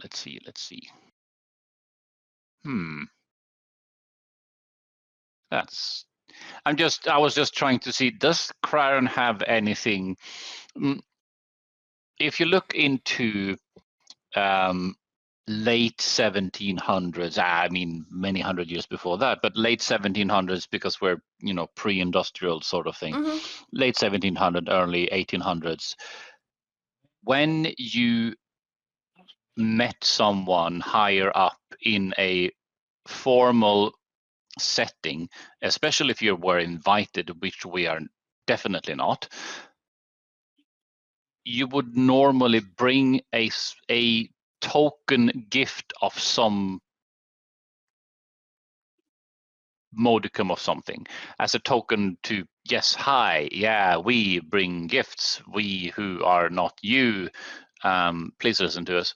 And I can't for the life of me figure out something that Crown would first of all willingly give away, and even if it is willing, would the mayor even appreciate it? He can. It makes no sense, but he's going to present a glass bottle with a burning blue flame inside. All Oren's right. just going to very quietly go to Crown. I didn't know we were supposed to bring gifts, I suppose. And he's going to create 5 servings of cocoa powder from his spice pouch. Excellent. And Crown is just going to look at Oren and is going, but from where you're from, you should know about diplomacy. And is going to present this glass bottle with a blue flame inside to the mayor. And I'm going to motion Oren along with him. Yes. And Oren will follow. Right, I'm trying to figure out why Sirenscape has decided to not play at all right now. But that's fine.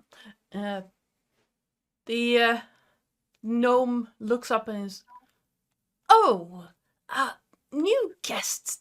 How splendid! Oh, a gift for me? Well, that's Yes.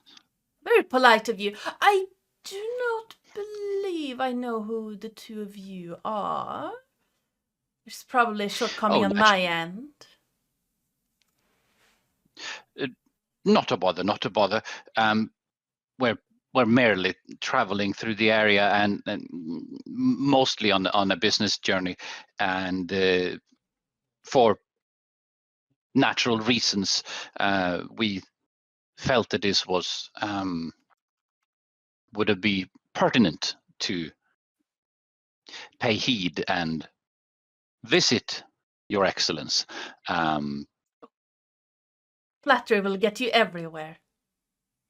It normally does. Sure it will.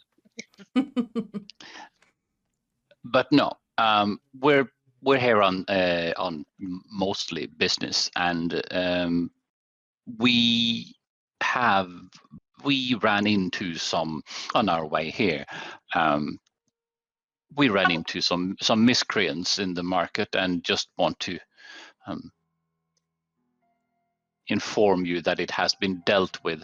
I wasn't really sure where to bring it up because I didn't necessarily want to involve the guards in the first place, because I was going to pay you a visit anyway, and I feel that it's of importance that you are well informed.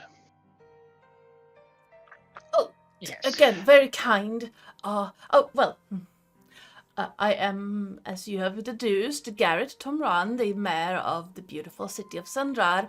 I still don't have your names, gentlemen. I'm terribly sorry.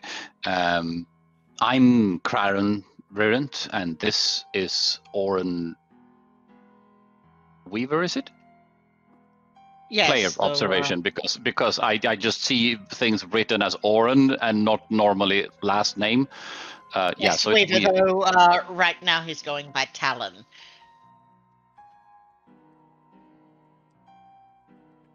Talon It Weaver, it is. Talon something.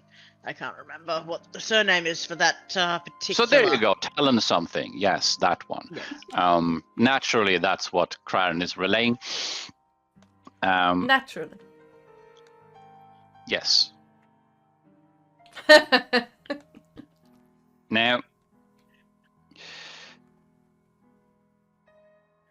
there is also the exact reason why we're here is because I figured since you're the mayor and we're on a business journey that happens to take us through this lovely area, Yes. I'm going to assume that cross-country communication is not as established as it could be. I'm going to assume that goods from the west isn't necessarily flowing across borders in a way that it could be. Am I correct in this observation?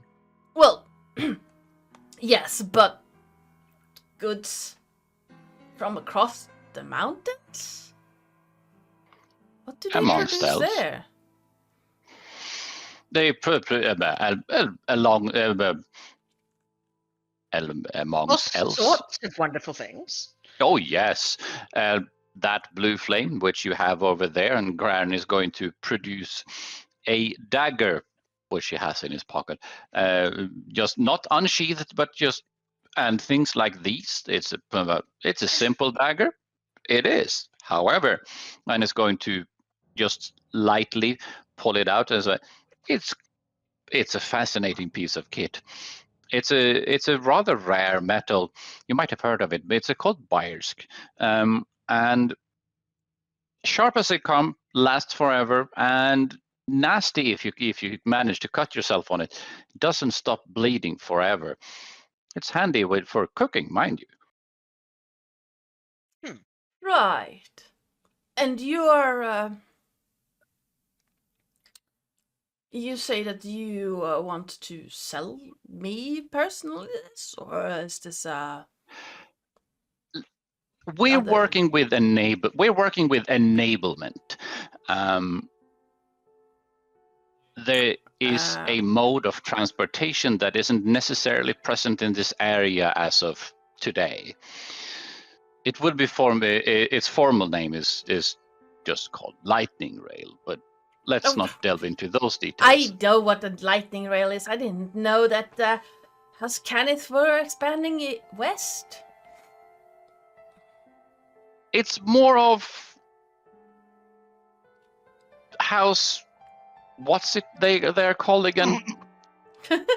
No, I'm genuinely drawing blanks. My head is telling me they're called Tarask every time, but that's a creature. Close enough. Farask. Tarask. Tharask, because I'm rather genuine, but in the sense that my brain has been telling me since we started that they are called House Tarask, I mean that's the creature, and my brain hasn't let me live that down since I joined this campaign. So sorry. But it's more of we're coming from the west. House Tarask is looking to provide for the continent a lightning rail for means of transport and logistics. And what we are here to look into is the viability for making connections and diplomatic liaisons towards the procurement of goods for your area.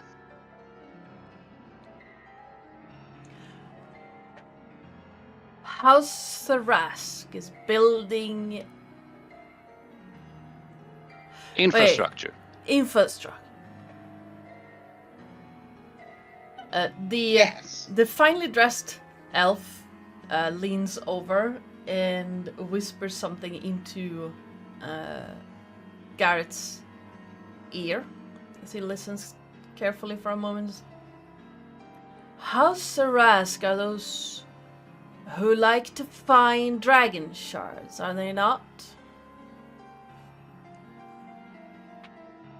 True I as wouldn't that know may anything about be, well, again, true as that may be, that may or may not be what they are doing outside of this. I'm generally in this business for a few reasons. One, I enjoy talking to nice people. Secondly, and this is the big card in this situation. For some reason that is beyond my pay grade, they are willing to pay for this infrastructure out of pocket. I'm going to assume they want something. However, let's look at this from a what can we earn from things. I'm not paid to do their dirty work in that sense. Huh. I, on the other hand, want to sell the part where you come in. You will gain rightful influence on what goods pass and what goods does not pass through your area. And that deal is really sweet. Because at that point, you will be the point that governs information going in and out of your area, in and out of your country, and you will decide what goods can and or cannot travel through your area. You will be in a position of great power. Give me an insight check real quick.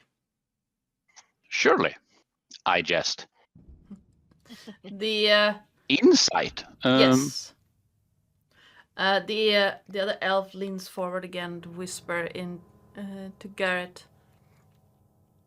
But Garrett seems to only be paying attention to you, Cryon. I will get to the insight whenever I actually find it. When you said 21. that he would get power and influence over goods coming in and out, a spark lit in his eye of like some form of idea forming in his and you got his undivided attention at that moment. Hmm. It is very clear with a 21, it's very clear that the mayor is hungry for power and influence.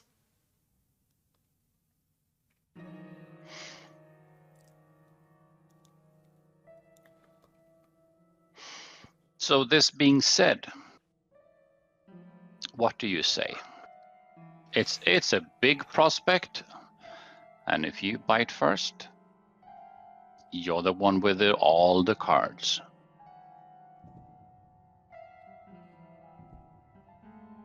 Building a railroad into Zandrar will take a lot of manpower. Which you don't pay.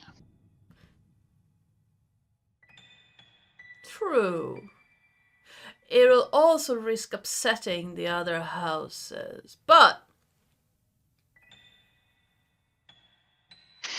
I'm sure you have ways to deal with that. yes. It shouldn't. It's not their city; it's mine. The Countess. And the reward is certainly worth it. It is a beautiful city, is it not? Since you Lovely. are speaking for House Sarask, known for their mercenary services, I will take this up with the Countess on one condition. On one condition, By all means, I'm all ears.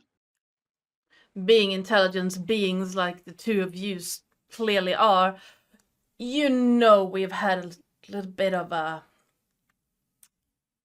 incident in the city. Not This a morning. day ago. Oh, something else has happened? There was a Uh, bit of a kerfuffle. We sorted it out and left it to the guards to mop up. Excellent. Then you have proven my point for me. I would like for you, as representatives of House Rask, to sort out the unpleasantries at the post office. I Oh, that. obviously assume that the two of you will not take care of this personally, fine gentlemen as you are, but if you are connected to House Rask, you are connected to, dare I say, the second best mercenary service on this continent. We had a bit of a run-in in the post office last night.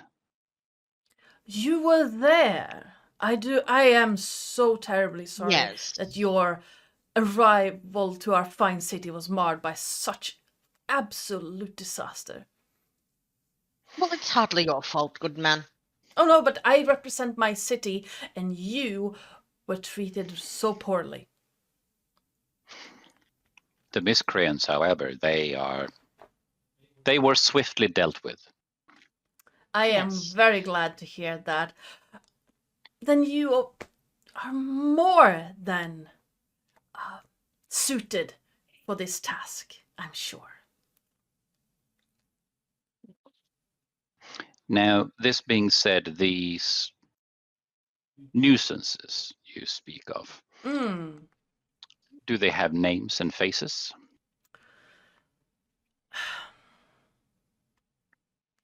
Well, there are several groups acting within our fair city.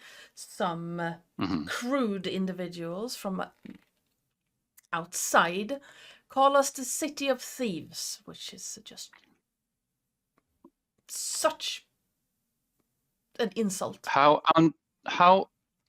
dastardly untowards. My Yes. words exactly. Now, some of the more violent, one of the more violent groups and one of the more active groups in this area are the Swords of Liberty. And while not exactly their normal way of acting, burning down the post office, I would not put it past them. There are also various thieves guilds and I don't know, assassins, merchants trying to buy house politics. We are a trade city. The people that we had encounter with this morning were of an aberrant mark, rather. What?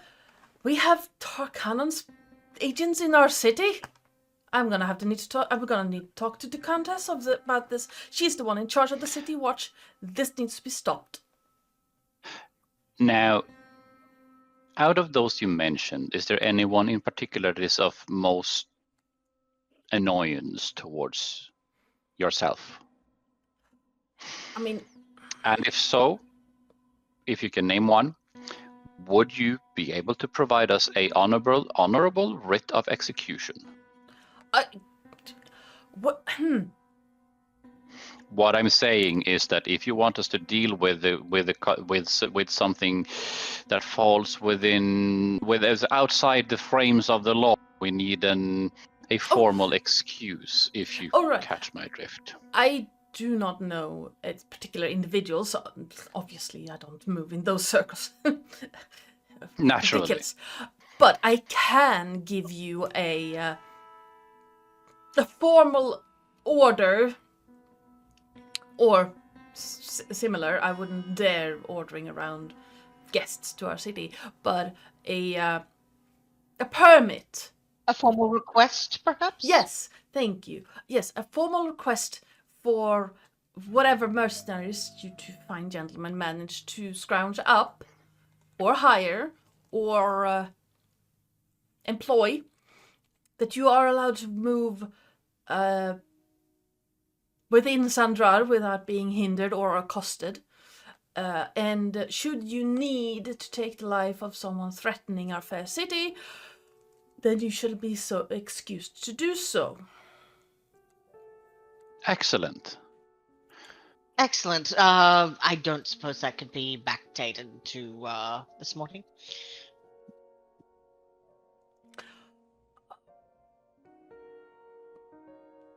I'm sure that could be arranged. Now, I'm going to assume that this is player observation. I'm just going to assume that this is more or less a standard form of something. But yeah, just do things.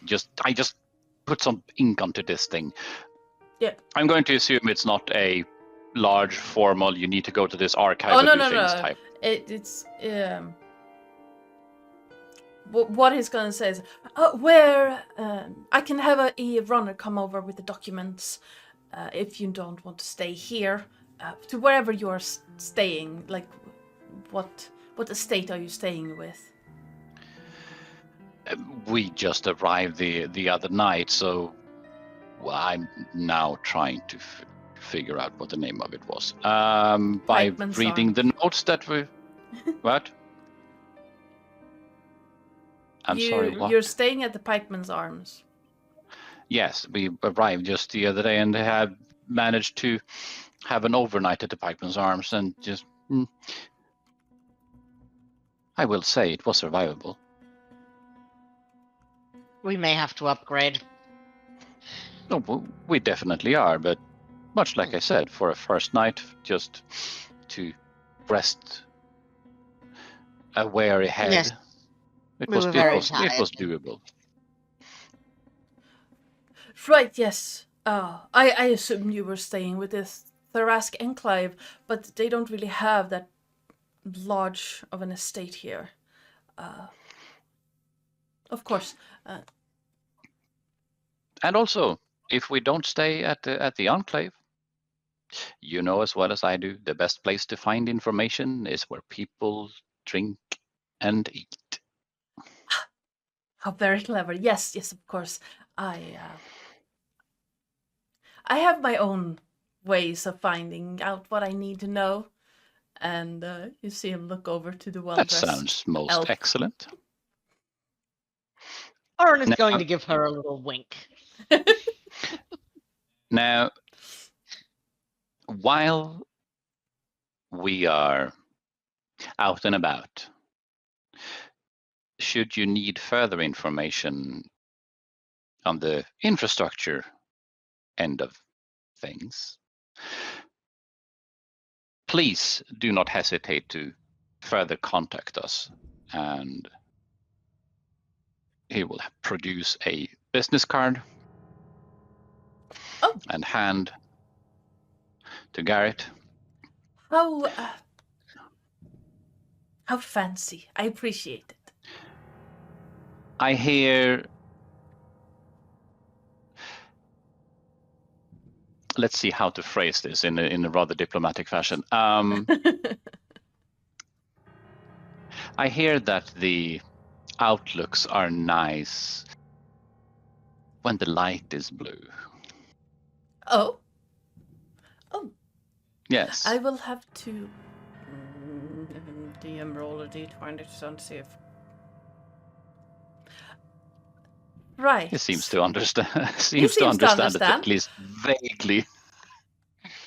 Right, I shall have to try that one of these days. No, unfortunately, I have a meeting coming up. As you are not scheduled, I shall take you. The forms that you require will be at the Pikeman's Arms. You said. Yes. Yes. By the end of the day, backdated to yesterday morning. Excellent. Now, if you You hear the piano music just stop as it ends on a note. I'm not gonna just let it run, and the individual gets up and walks over to you and says, Master Tomran, allow me to escort the guests out. And Garrett looks over to the man and to the two of you. Yes, of course. Well, I wouldn't want to impose. And the man's, no, I need some air. Allow me. And looks over to you, Oren. And Vorn's face looks back at you. Born. Yes. Craren will It's been a while. Oh. It reach into has. his pocket and grab a dagger, just holding his hand on the dagger. Vaughn is. I've got notes here somewhere, but if you can do this faster than me. Yes. Vorn is one of Oren's friends. Oh. Judging from what the fuck he's coming from, friends mean something entirely different. Yes. It's been a while, Oren. Oh, no, he would use Talon because he overheard it. It's Yes. been a while, Talon. We need to catch up. Too long. Really. Garrett just sits there looking confused.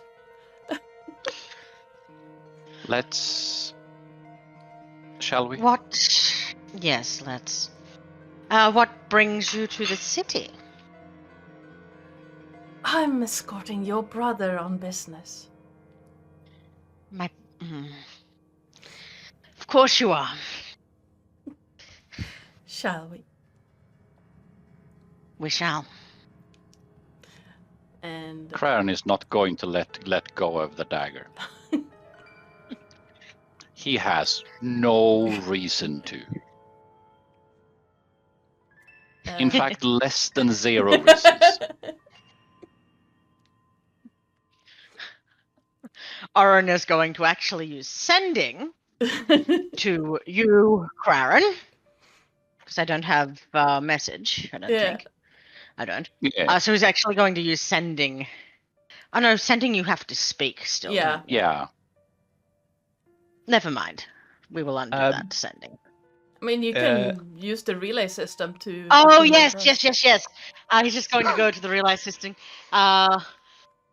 Please advise Craren that the gentleman with us may require a chromatic orb to the face at any moment.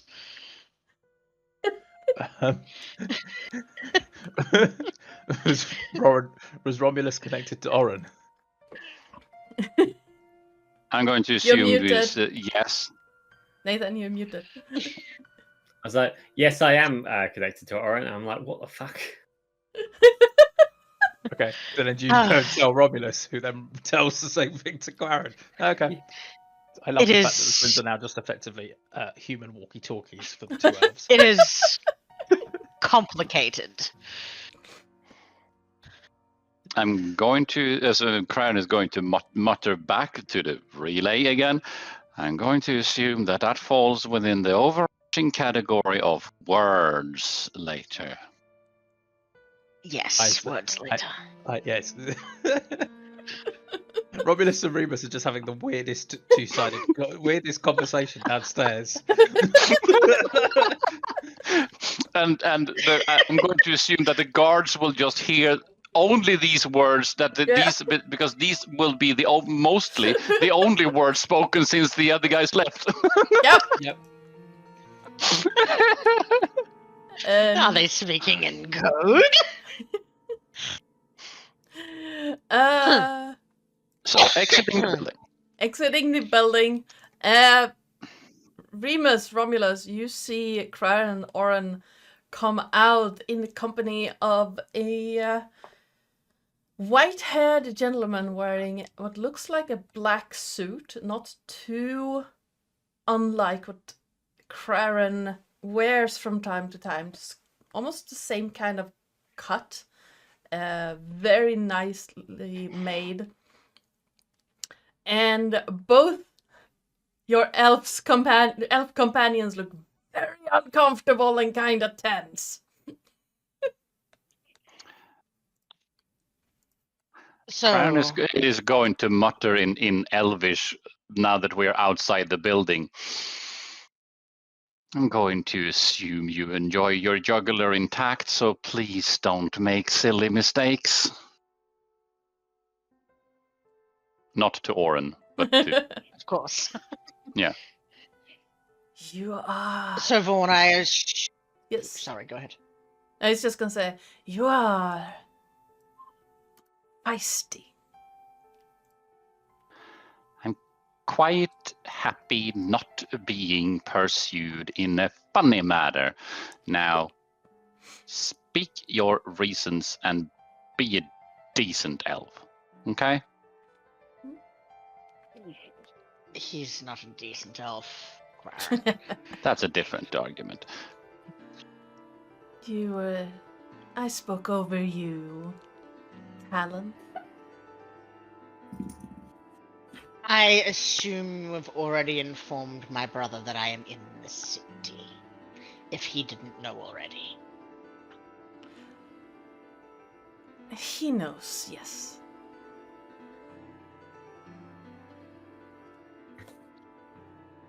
His agenda is to bring me back, yes?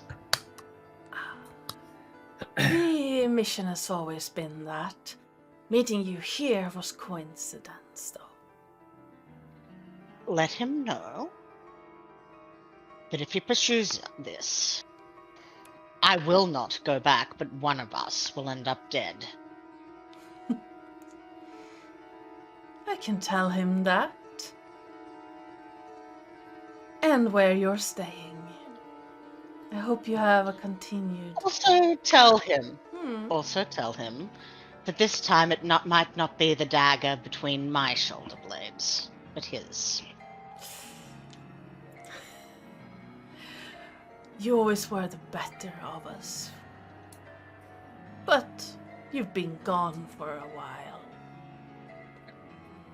I intend to remain gone. He can have the glory. I don't want it. That's a shame. Oh, I shall inform him of you being here and where you're staying. Oh, shall I inform Ilvara where you're at? I don't see why you would. Then I shall not. Have a pleasant day. And he nods first to Craren, then Oren, and then to the two of you by the door. And then If you want strides to down the call it stairs. that. If you want to call it that. I'm sure it will be a great day now that we part ways. Just gives you a grin and walks down the stairs. Shoves his hands in his pockets and just saunters away. Cocky bastard.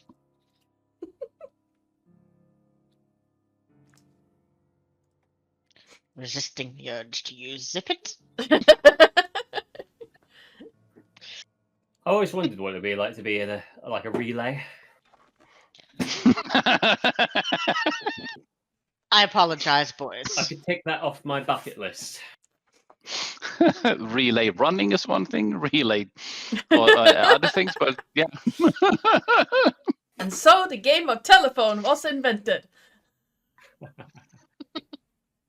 I think we can market this. Yeah, just Probably. don't forget, little brother. Normally, it requires everyone to be in eyesight of one another. That is true. And although you and I are probably better at it than most of our kin will only be able to do it within 30 feet of one another anyway. Also true. So how'd it go? Well, you As were if there. you don't already know. I know, but I see it from the source. I'm going to assume that unless we have been blatantly lied to, our general goal of this city seems to have been accomplished, and we should be made free of not necessarily suspicion, but consequences from unaliving further people.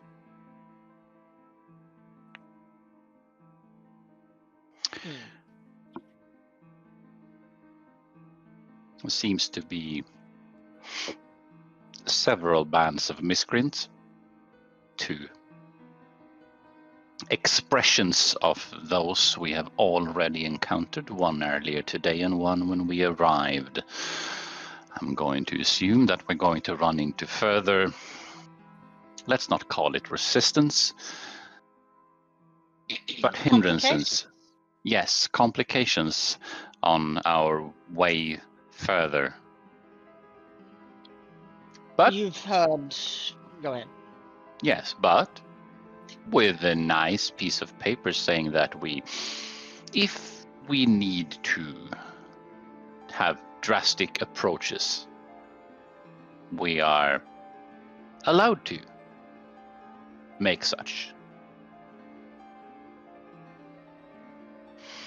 That's a convenience. That, however, and waves in general direction of what's his face exiting the building with us. Yes, that guy. That's less of a blessing.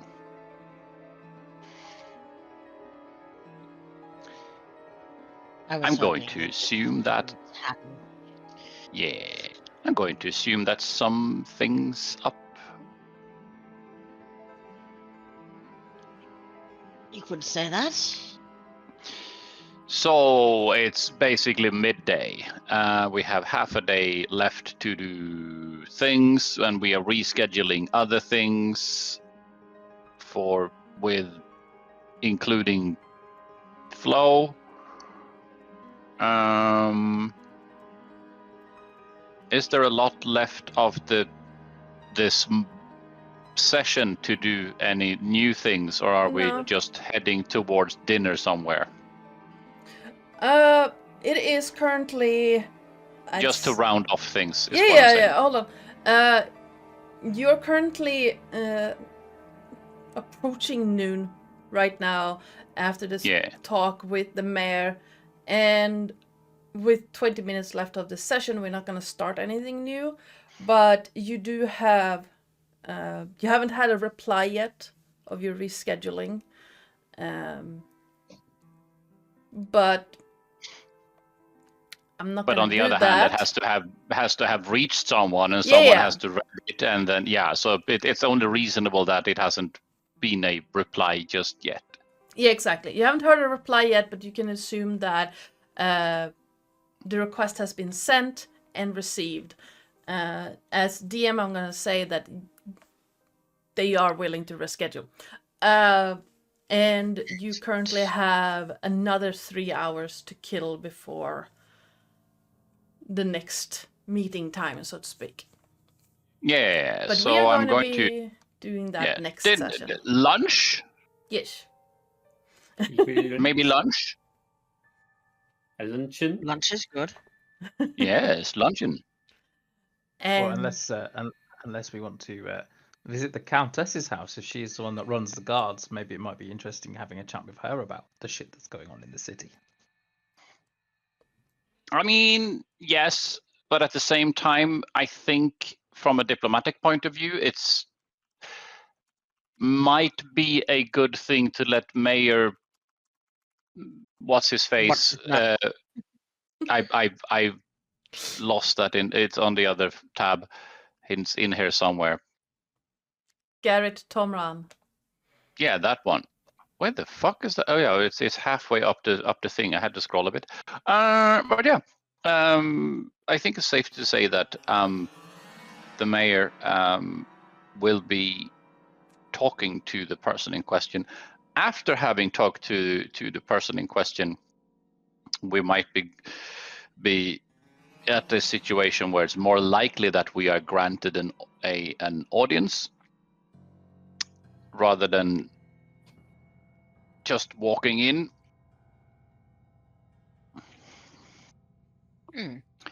Walking in on this end of things, yeah, that works, because this is just a administrative official building. We can walk into that.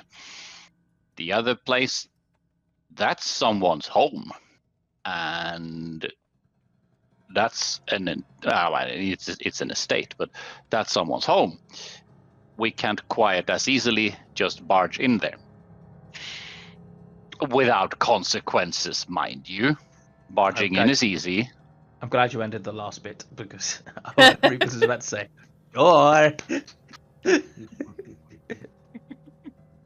Yes. Oopsies. Alright.